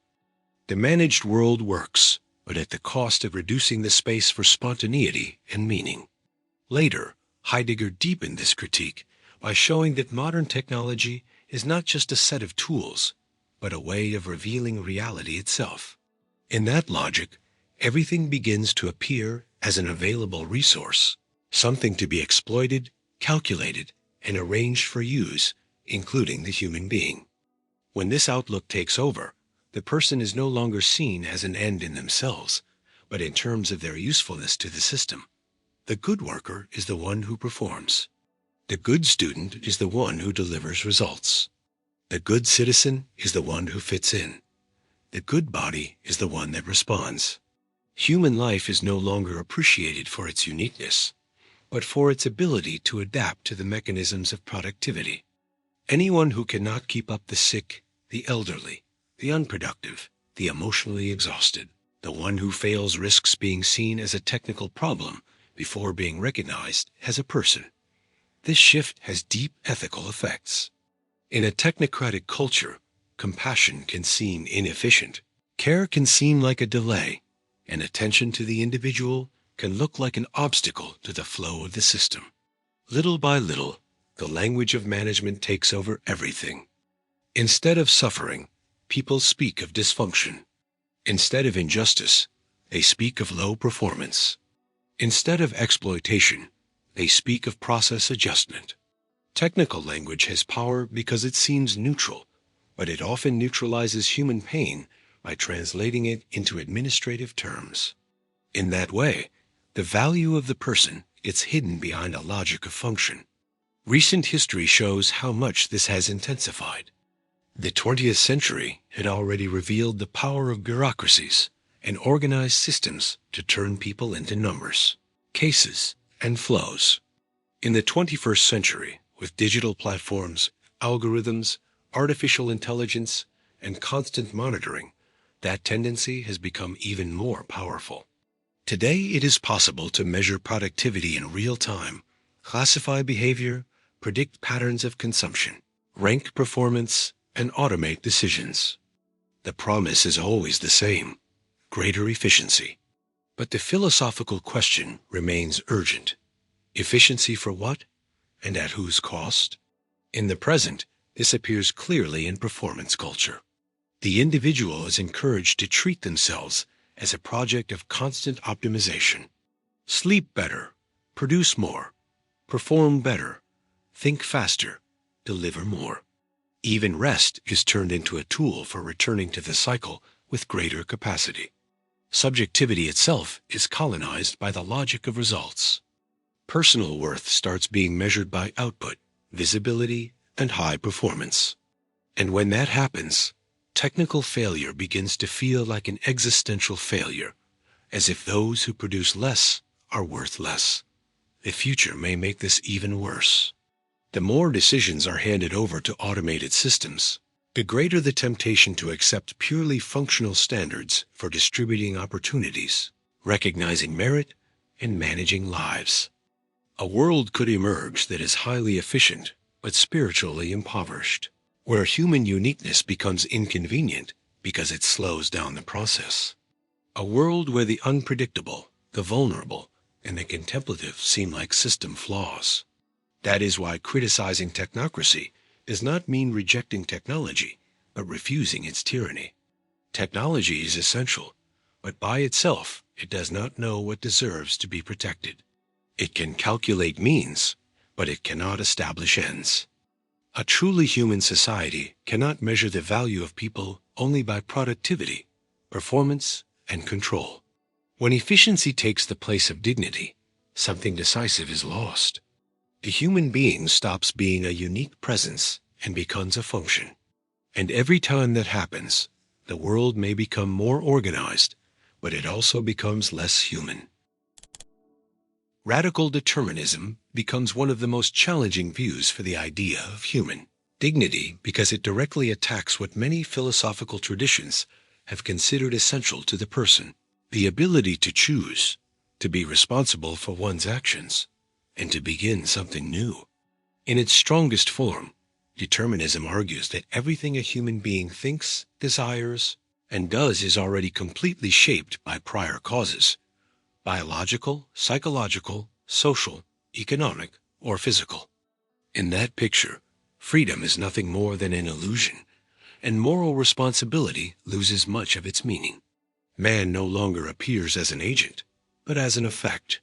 It is important to draw a distinction here between a reasonable observation and an extreme thesis. No one lives outside of conditioning. We are shaped by our bodies, our history, our education, our language, our traumas, our impulses, our social context, and our material limits. The problem begins when that observation turns into a total explanation. In radical determinism, there is no real room for authentic decision. Every choice would be only the necessary result of chains of causes running through us. If we act generously, that was already determined. If we act cruelly, that was too. The feeling of deciding would be nothing more than a subjective impression produced by mechanisms we do not control. This view has appeared in different ways throughout the history of thought. In some versions of materialism, the human being is understood as an organism completely governed by physical and chemical processes. In some psychological approaches, behavior is interpreted as the product of unconscious drives or accumulated conditioning. In harsher versions of sociologism or economic reductionism, the individual appears as a reflection of class structures, language, or power. And in contemporary debates inspired by certain readings of neuroscience, some argue that the brain decides before the subject becomes aware of it, as if freedom were only a story we tell afterward. The philosophical consequence of this is profound. If the human being is totally determined, then in what sense can we still speak of guilt, merit, regret, promise, duty, or choice? The whole language of morality begins to shake. And not only morality, law, education, and social life also depend, to some extent, on the idea that people can answer for their actions. When that possibility is dissolved, the human being risks being treated only as a causal case, something to be explained, predicted, and managed. Instead of asking, "What should you do?" the question becomes only, "What produced this behavior?" Of course, understanding causes matters. Many forms of human suffering require exactly that kind of analysis. The mistake of radical determinism is not in recognizing real influences, but in eliminating agency completely. It reduces the person to an object of prior forces. At that point, human uniqueness is weakened, because what once seemed most personal about human life deliberating, resisting, changing, taking responsibility, becomes an illusion. Dignity is no longer grounded in freedom, but at most in some degree of functional complexity. Historically, this discussion had a major impact in modernity. The rise of the natural sciences strengthened the expectation that human beings, too, could be explained by laws as strict as those of the physical world. In some contexts, this led to a more humble and critical view of the human condition. But in others, it produced a dangerous reduction. If everything in the universe obeys necessity, then human action must also be nothing more than mechanism. The 19th and 20th centuries saw the rise of theories that, each in their own way, moved autonomy away from the center and emphasized heredity, environment, economics, the unconscious, or social structure as the true engines of behavior. This movement had mixed effects. On one hand, it helped dismantle simplistic moral judgments that blamed individuals without considering the conditions in which they lived. On the other hand, it opened the door to forms of irresponsibility and technical management of life. If man is entirely the product of causes, politics may begin to treat him as moldable material. Education may turn into conditioning. Law may swing between automatic punishment and behavioral engineering. Ethics may lose the ground of inner obligation and become nothing more than the management of conduct. Today, this issue has returned with force. Discoveries about the brain, behavior, genetics, and algorithmic influence have intensified the feeling that we are less free than we once believed. Digital platforms shape attention and desire. Social environments condition choices. Behavioral data makes it possible to predict reactions with growing precision. All of this makes the idea that human autonomy is fragile seem more plausible. But fragility is not the same as non-existence. The fact that freedom is situated, limited, and vulnerable does not prove that it is mere fiction. This is exactly where many philosophers resist radical determinism. Kant, for example, argues that morality is only possible if we recognize in the human being the ability to act according to laws that he can himself recognize as valid. Hannah Arendt sees in human action the power to begin something new, breaking predictable chains. Even existentialist thinkers, in the middle of all kinds of conditioning, insist that human beings are still called to answer for themselves.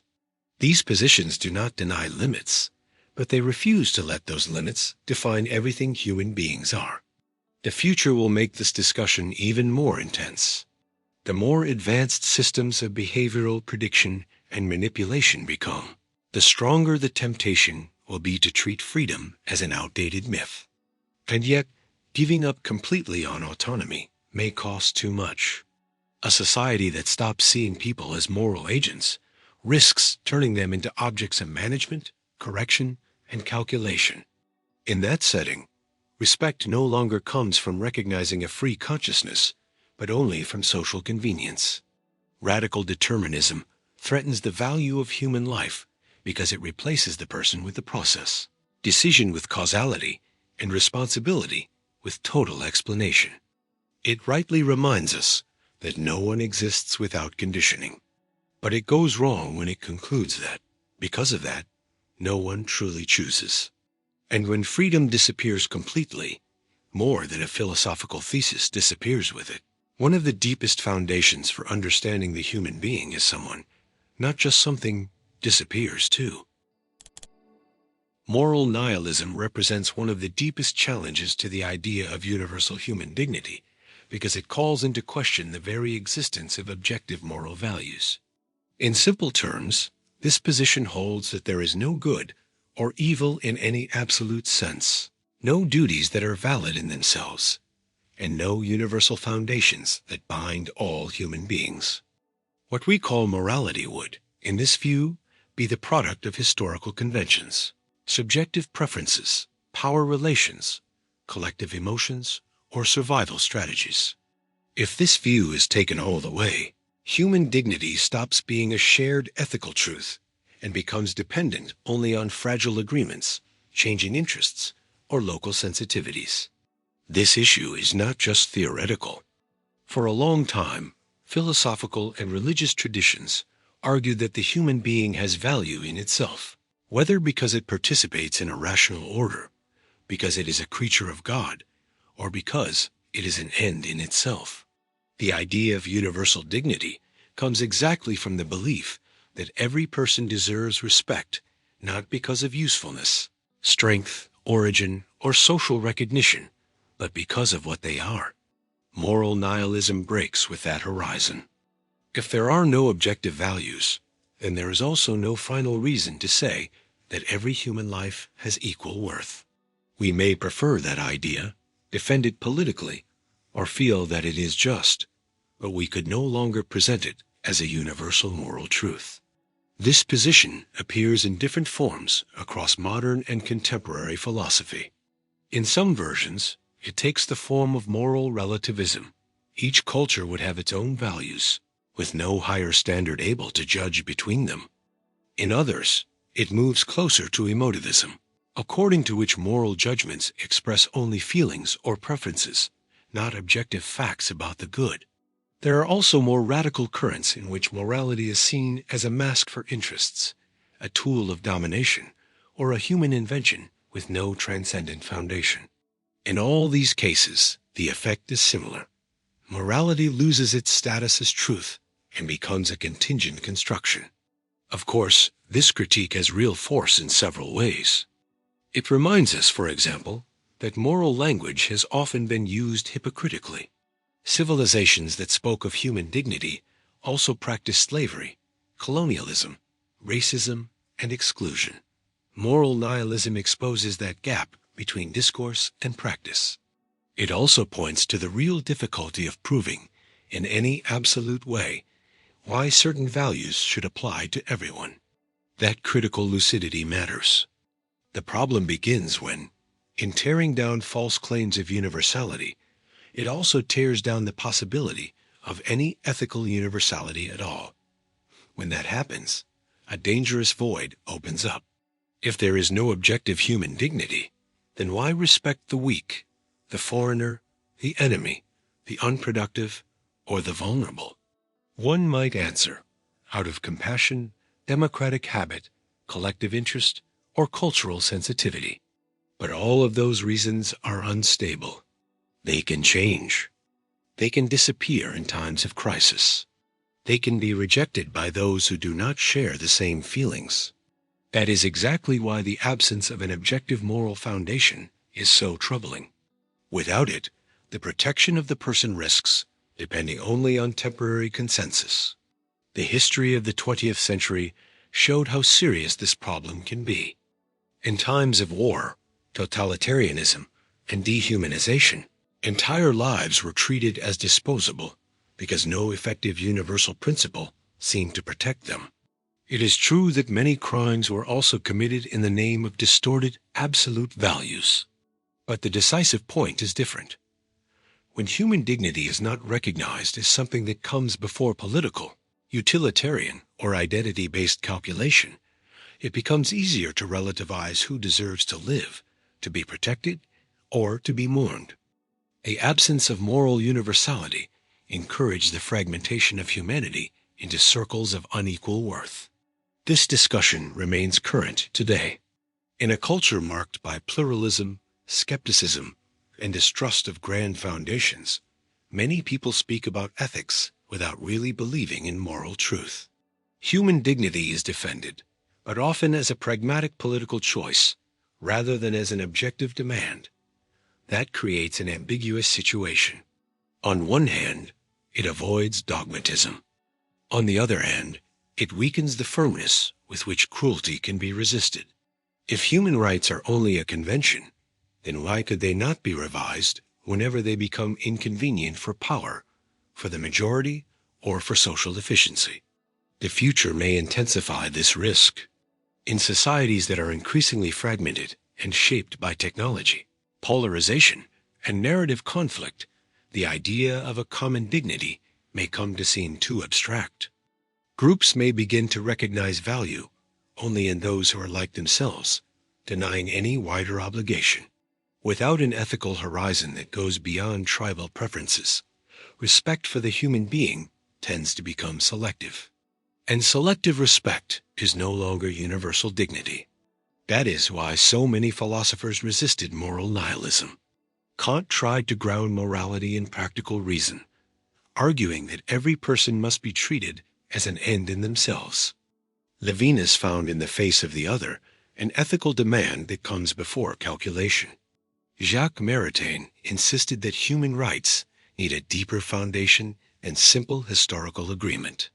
These responses show that the struggle against moral nihilism is not nostalgia, but an effort to preserve something essential, the idea that the value of a human life does not depend on taste, majority opinion, or convenience.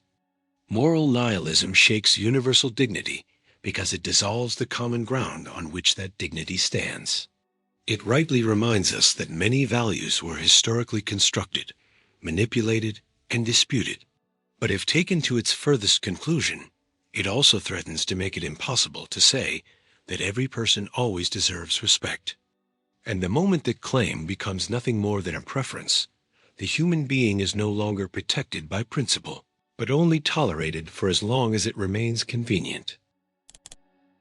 In Martin Heidegger's critique of technological modernity, the problem of technology is not limited to machines, devices, or useful inventions. What is at stake is something deeper, a way of seeing the world. In texts like The Question Concerning Technology, Heidegger argues that modern technology is not just a set of tools placed at the service of human beings. It is a mode of revealing, a way of making everything appear before us as something available, measurable, exploitable, and usable. That is the decisive point. Technology does not only transform what we do, it also transforms the way we understand what exists. For Heidegger, older forms of production still carried a certain respect for the coming forth of things, for the rhythm of nature, for the unfolding of what shows itself.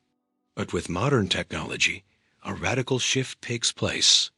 Nature is no longer viewed as a presence to contemplate, but as something forced to deliver energy, output, raw material, and usefulness. A river is no longer simply a river. It becomes a hydroelectric resource. A forest is no longer simply a forest. It becomes a supply of timber. The land is no longer a lived world. It becomes a field for extraction. Everything starts being framed by a logic of availability. Heidegger calls this process Gestell, often translated as inframing. It is the structure that organizes reality as a standing reserve. What is most unsettling is that this process does not stop with nature. It also reaches the human being. In technological modernity, man risks being seen in the same way he sees everything else, as a resource to be mobilized, managed, optimized, and exploited. The person no longer appears as a unique presence, but as human material, labor force, data, function, skill set, biological capital, or performance unit. This is where Heidegger's critique directly touches the value of human life. When human beings themselves are captured by the logic of availability, their dignity is put at risk. This analysis helps explain a central feature of modern life, the obsession with calculation. What matters is what can be measured, predicted, accelerated, organized, and turned into results. The world becomes an object of total planning. Time must be optimized, the body monitored, attention managed, nature exploited, society controlled. In this horizon, the human being also tends to be judged by productivity, efficiency, and ability to adapt. A person's value no longer appears in their mere existence, but in their usefulness within increasingly technical systems. Heidegger is not offering a shallow criticism of progress, as if he simply wanted to reject science or return to the past. His point is more subtle and more radical. He recognizes the immense power of modern technology, but warns that this power comes with a narrowing of thought. The more we get used to seeing everything as a resource, the harder it becomes to perceive other ways of relating to being. The danger is not only the material destruction caused by technology, but the impoverishment of our openness to the world. We begin to see only what can be used.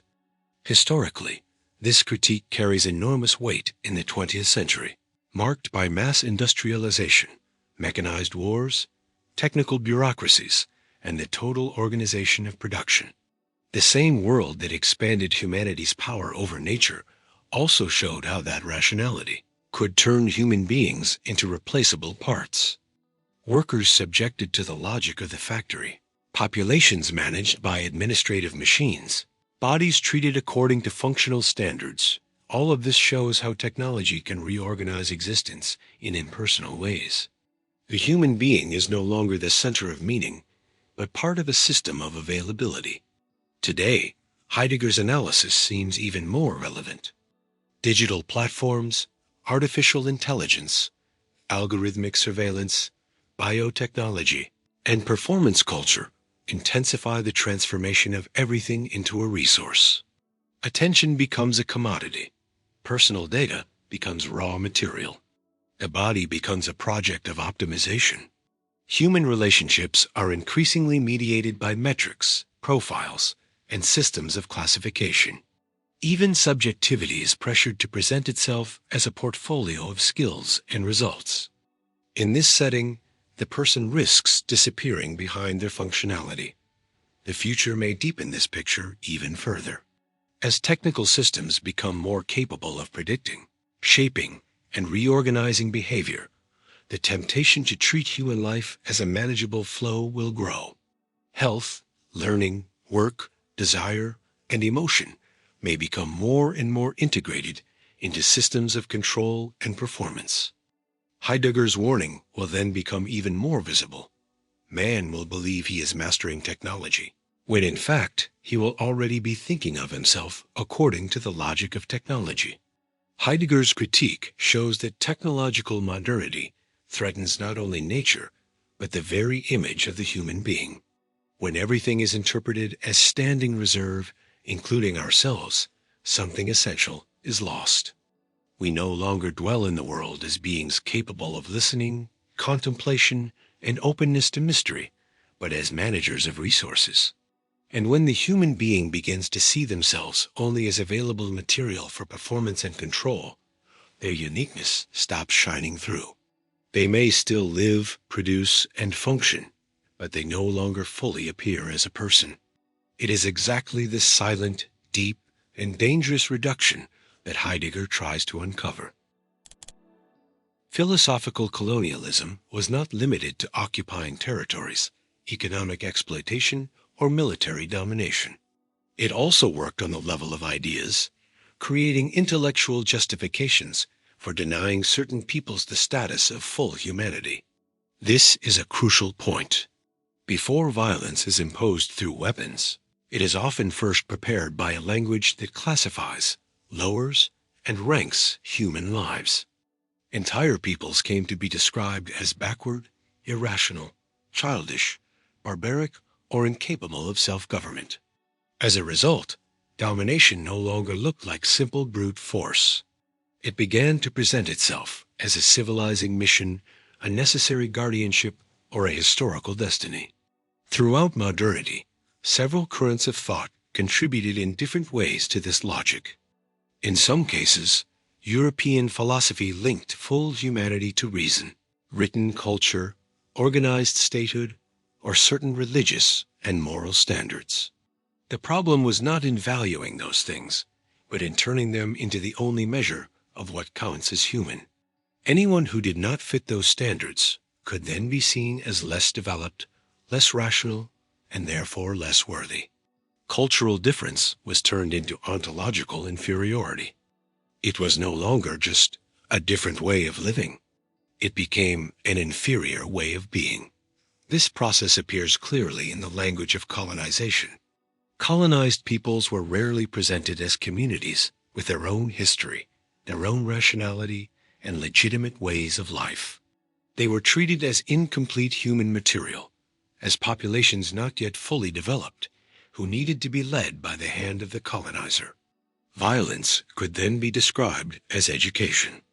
Expropriation could be framed as organization. Cultural destruction could be called progress. Philosophical colonialism was exactly this transformation of unequal power into a supposed truth about human nature. This logic found support in different intellectual traditions. There were religious versions, in which non-Christian peoples were seen as spiritually inferior or as souls that had to be brought under the true faith. There were rationalist versions, in which Europe imagined itself as the peak of civilization and treated its own history as the universal standard. There were also scientific and racial versions, especially in the 19th and 20th centuries, which tried to give a biological appearance to the hierarchy among peoples. In all these cases, the practical conclusion was similar. Some populations appeared less than fully human, and therefore easier to dominate. Modern political philosophy did not always escape this horizon. Even in authors who defended freedom, reason, or rights, those ideals were often applied selectively. The universality proclaimed in theory coexisted with very real colonial exclusions. Indigenous peoples, Africans and Asians, were often kept outside the actual moral community. This reveals one of modernity's most painful contradictions. The same world that formulated elevated ideas about humanity also built theories and institutions that denied that humanity to millions of people. Historically, the consequences were devastating. The Atlantic slave trade, the imposition of colonial borders, the destruction of languages, the erasure of entire cosmologies, and the systematic exploitation of whole peoples were not sustained only by economic interest. They were also supported by philosophical imaginaries that taught people to see certain groups as less capable, less rational, or less worthy. When someone is seen as less human, their pain carries less weight, their death causes less outrage, and their freedom seems less urgent.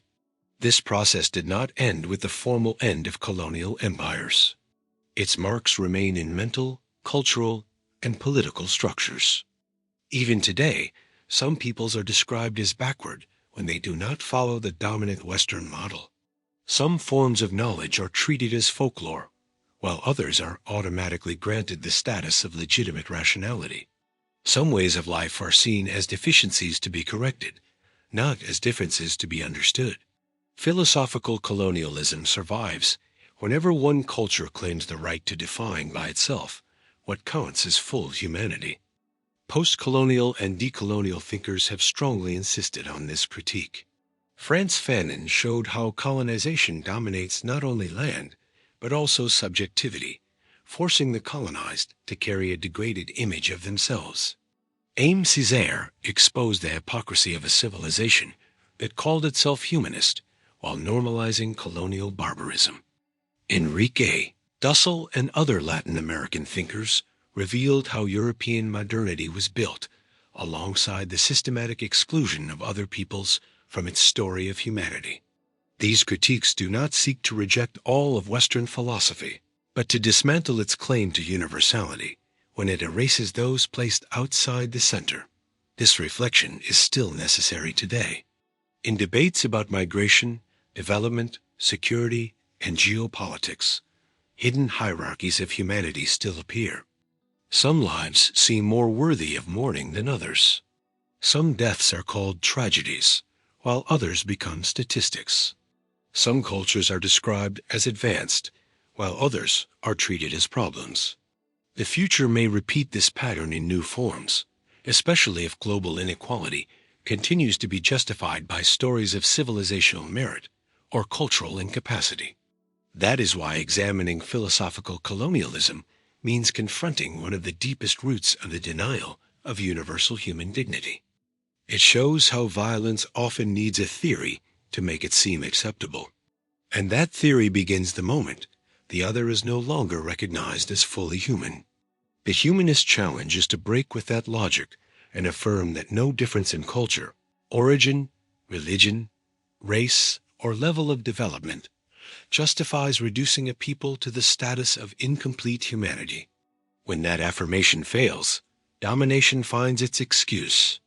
When it stands firm, the real critique of dehumanization begins.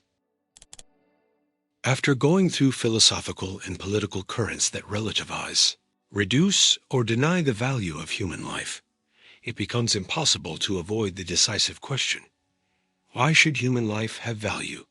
The humanist response begins exactly at this point, not as naivety in the face of history, but as a conscious reaction to forms of dehumanization. It says that the human being cannot be treated only as a piece of a structure, a biological organism, an instrument of the state, a unit of calculation, or a technical resource. There is something in the person that demands unconditional respect. That is the conviction that thinkers like Immanuel Kant, Emmanuel Levinas, and Jacques Maritain try to express in different but converging ways. In Kant, the basis for this defense appears with remarkable clarity. In Groundwork of the Metaphysics of Morals, he argues that the human being has dignity, not a price. Anything that has a price can be replaced by something else of equal value. Dignity, by contrast, allows no equivalent. It belongs to the person because of their rational and moral condition. That is, because they are capable of acting according to principles and recognizing the moral law. That is why Kant formulates one of the most powerful principles in ethical philosophy. The human being must always be treated as an end in themselves, never merely as a means. This idea directly challenges every view that subordinates life to usefulness, efficiency, power, or collective calculation. Even when someone seems weak, unproductive, or inconvenient, their dignity remains intact. This view is especially important because it does not depend on talent, success, strength, or social recognition. A person has value not because of what they do, but because of what they are. In a world used to measuring everything by performance, this Kantian statement sounds almost revolutionary. It prevents human value from being conditioned by race, class, intelligence, health, nationality, or social function. Every time a society forgets this, it begins opening the door to dangerous hierarchies between lives that seem to matter more and lives that seem to matter less. Emmanuel Levinas deepens this defense by taking another path. Instead of beginning with universal moral reason, he begins with the concrete encounter with the other person. For Levinas, especially in works like Totality and Infinity, the face of the other calls out to me even before any theory does. The other does not first appear as an object of knowledge, a social category, or an element in a system. The other appears as a presence that calls me to responsibility. There is something in the human face, in its exposure, vulnerability, and nakedness, that resists reduction. The other silently tells me that they cannot be absorbed into my concepts or sacrificed to my interests. This is a deep response to all philosophies that turn people into abstractions. For Levinas, ethics comes before politics, before technology, and before calculation. The value of human life does not depend on usefulness or membership in a collective. It imposes itself in the encounter with concrete otherness. That is why his philosophy is so powerful in the face of modern dehumanization. Where systems see numbers, categories, or masses, Levinas insists on the singular face. Where ideologies see enemies or excess populations, he sees someone whose existence already places a moral demand on me. Jacques Maritain, in turn, offers a decisive formulation by connecting the Thomistic tradition with the modern language of human rights. In his view, the human person has dignity because they are not exhausted by their biological or social condition. They are more than just one individual among others. They are a spiritual being, open to truth, goodness, and transcendence. Maritain was one of the important voices in defending philosophical foundations for human rights in the 20th century, insisting that the person cannot be absorbed by the state, the economy, or the collective. This position became especially important after the catastrophes of totalitarianism, when it became clear that without a strong principle of personal inviolability, civilization can slide back into barbarism. What unites these thinkers is their refusal of every reduction of the human being. Kant resists utilitarian reduction. Levinas resists conceptual and totalizing reduction. Maritain resists materialist and political reduction. Each one, in his own way, says that human life has value because the person is not a thing, not an instrument, and not just a function. The person has a moral height that prevents arbitrary use. History makes this response even more urgent. The 20th century showed, with extreme violence, what happens when the dignity of the person stops being a non-negotiable principle. Wars, genocides, totalitarian regimes, eugenics, and colonialism revealed how human life can be degraded when it is subjected to the logic of race, nation, utility, or technique. And the present continues to remind us of this in new forms: social abandonment, performance culture, biopolitics, classification algorithms, polarization, and indifference toward distant suffering. The future may deepen these dangers if human value continues to be conditioned by productivity, adaptability, and systemic interest. It is exactly in this setting that the humanist response gains its force. It does not deny suffering, conflict, or limitation. It does not idealize history. It does not claim that human beings are always good or rational. What it affirms is something more fundamental. Even fragile, flawed, and vulnerable, the human being does not lose dignity. Human life should have value, because without that recognition, there is no real justice, only the management of forces. Without that recognition, the other person can always be sacrificed in the name of something greater. Without that recognition, politics becomes calculation, technology becomes domination, and morality becomes convenience. The humanist response argues that human life should have value because the person is unique, irreplaceable, and morally inviolable. This idea does not eliminate every conflict, but it prevents the human being from being reduced to a thing. And perhaps that is the most decisive boundary of civilization, the point at which we choose whether we will see the other person as nothing more than function, number, and usefulness, or whether we will recognize in them a value that cannot be bought, calculated, or discarded. It is in that choice that humanism remains, not as a theoretical luxury, but as an absolute ethical necessity. If you've stayed with me all the way to this point, thank you so much for your presence, your attention, and above all, your courage to think deeply about such a difficult and necessary topic. Talking about ideas that deny, reduce, or weaken the value of human life is not comfortable, but this is exactly the kind of reflection that helps us see more clearly the world we live in and the kind of humanity we want to defend. If this video made you think, learn, or see these philosophical currents in a deeper way, then go ahead and subscribe to the channel. That really helps support the work, helps this content reach more people, and shows YouTube that it is worth recommending serious, human, and meaningful reflections like this one.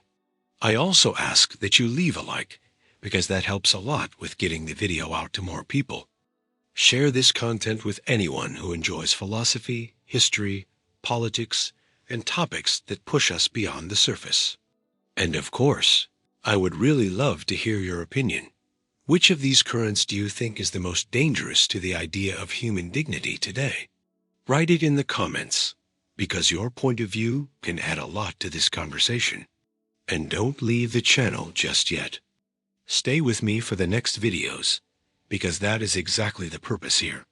To think deeply, clearly, and humanely about the big questions of existence, philosophy, and our time. Thank you for watching all the way to the end, and I'll see you in the next video.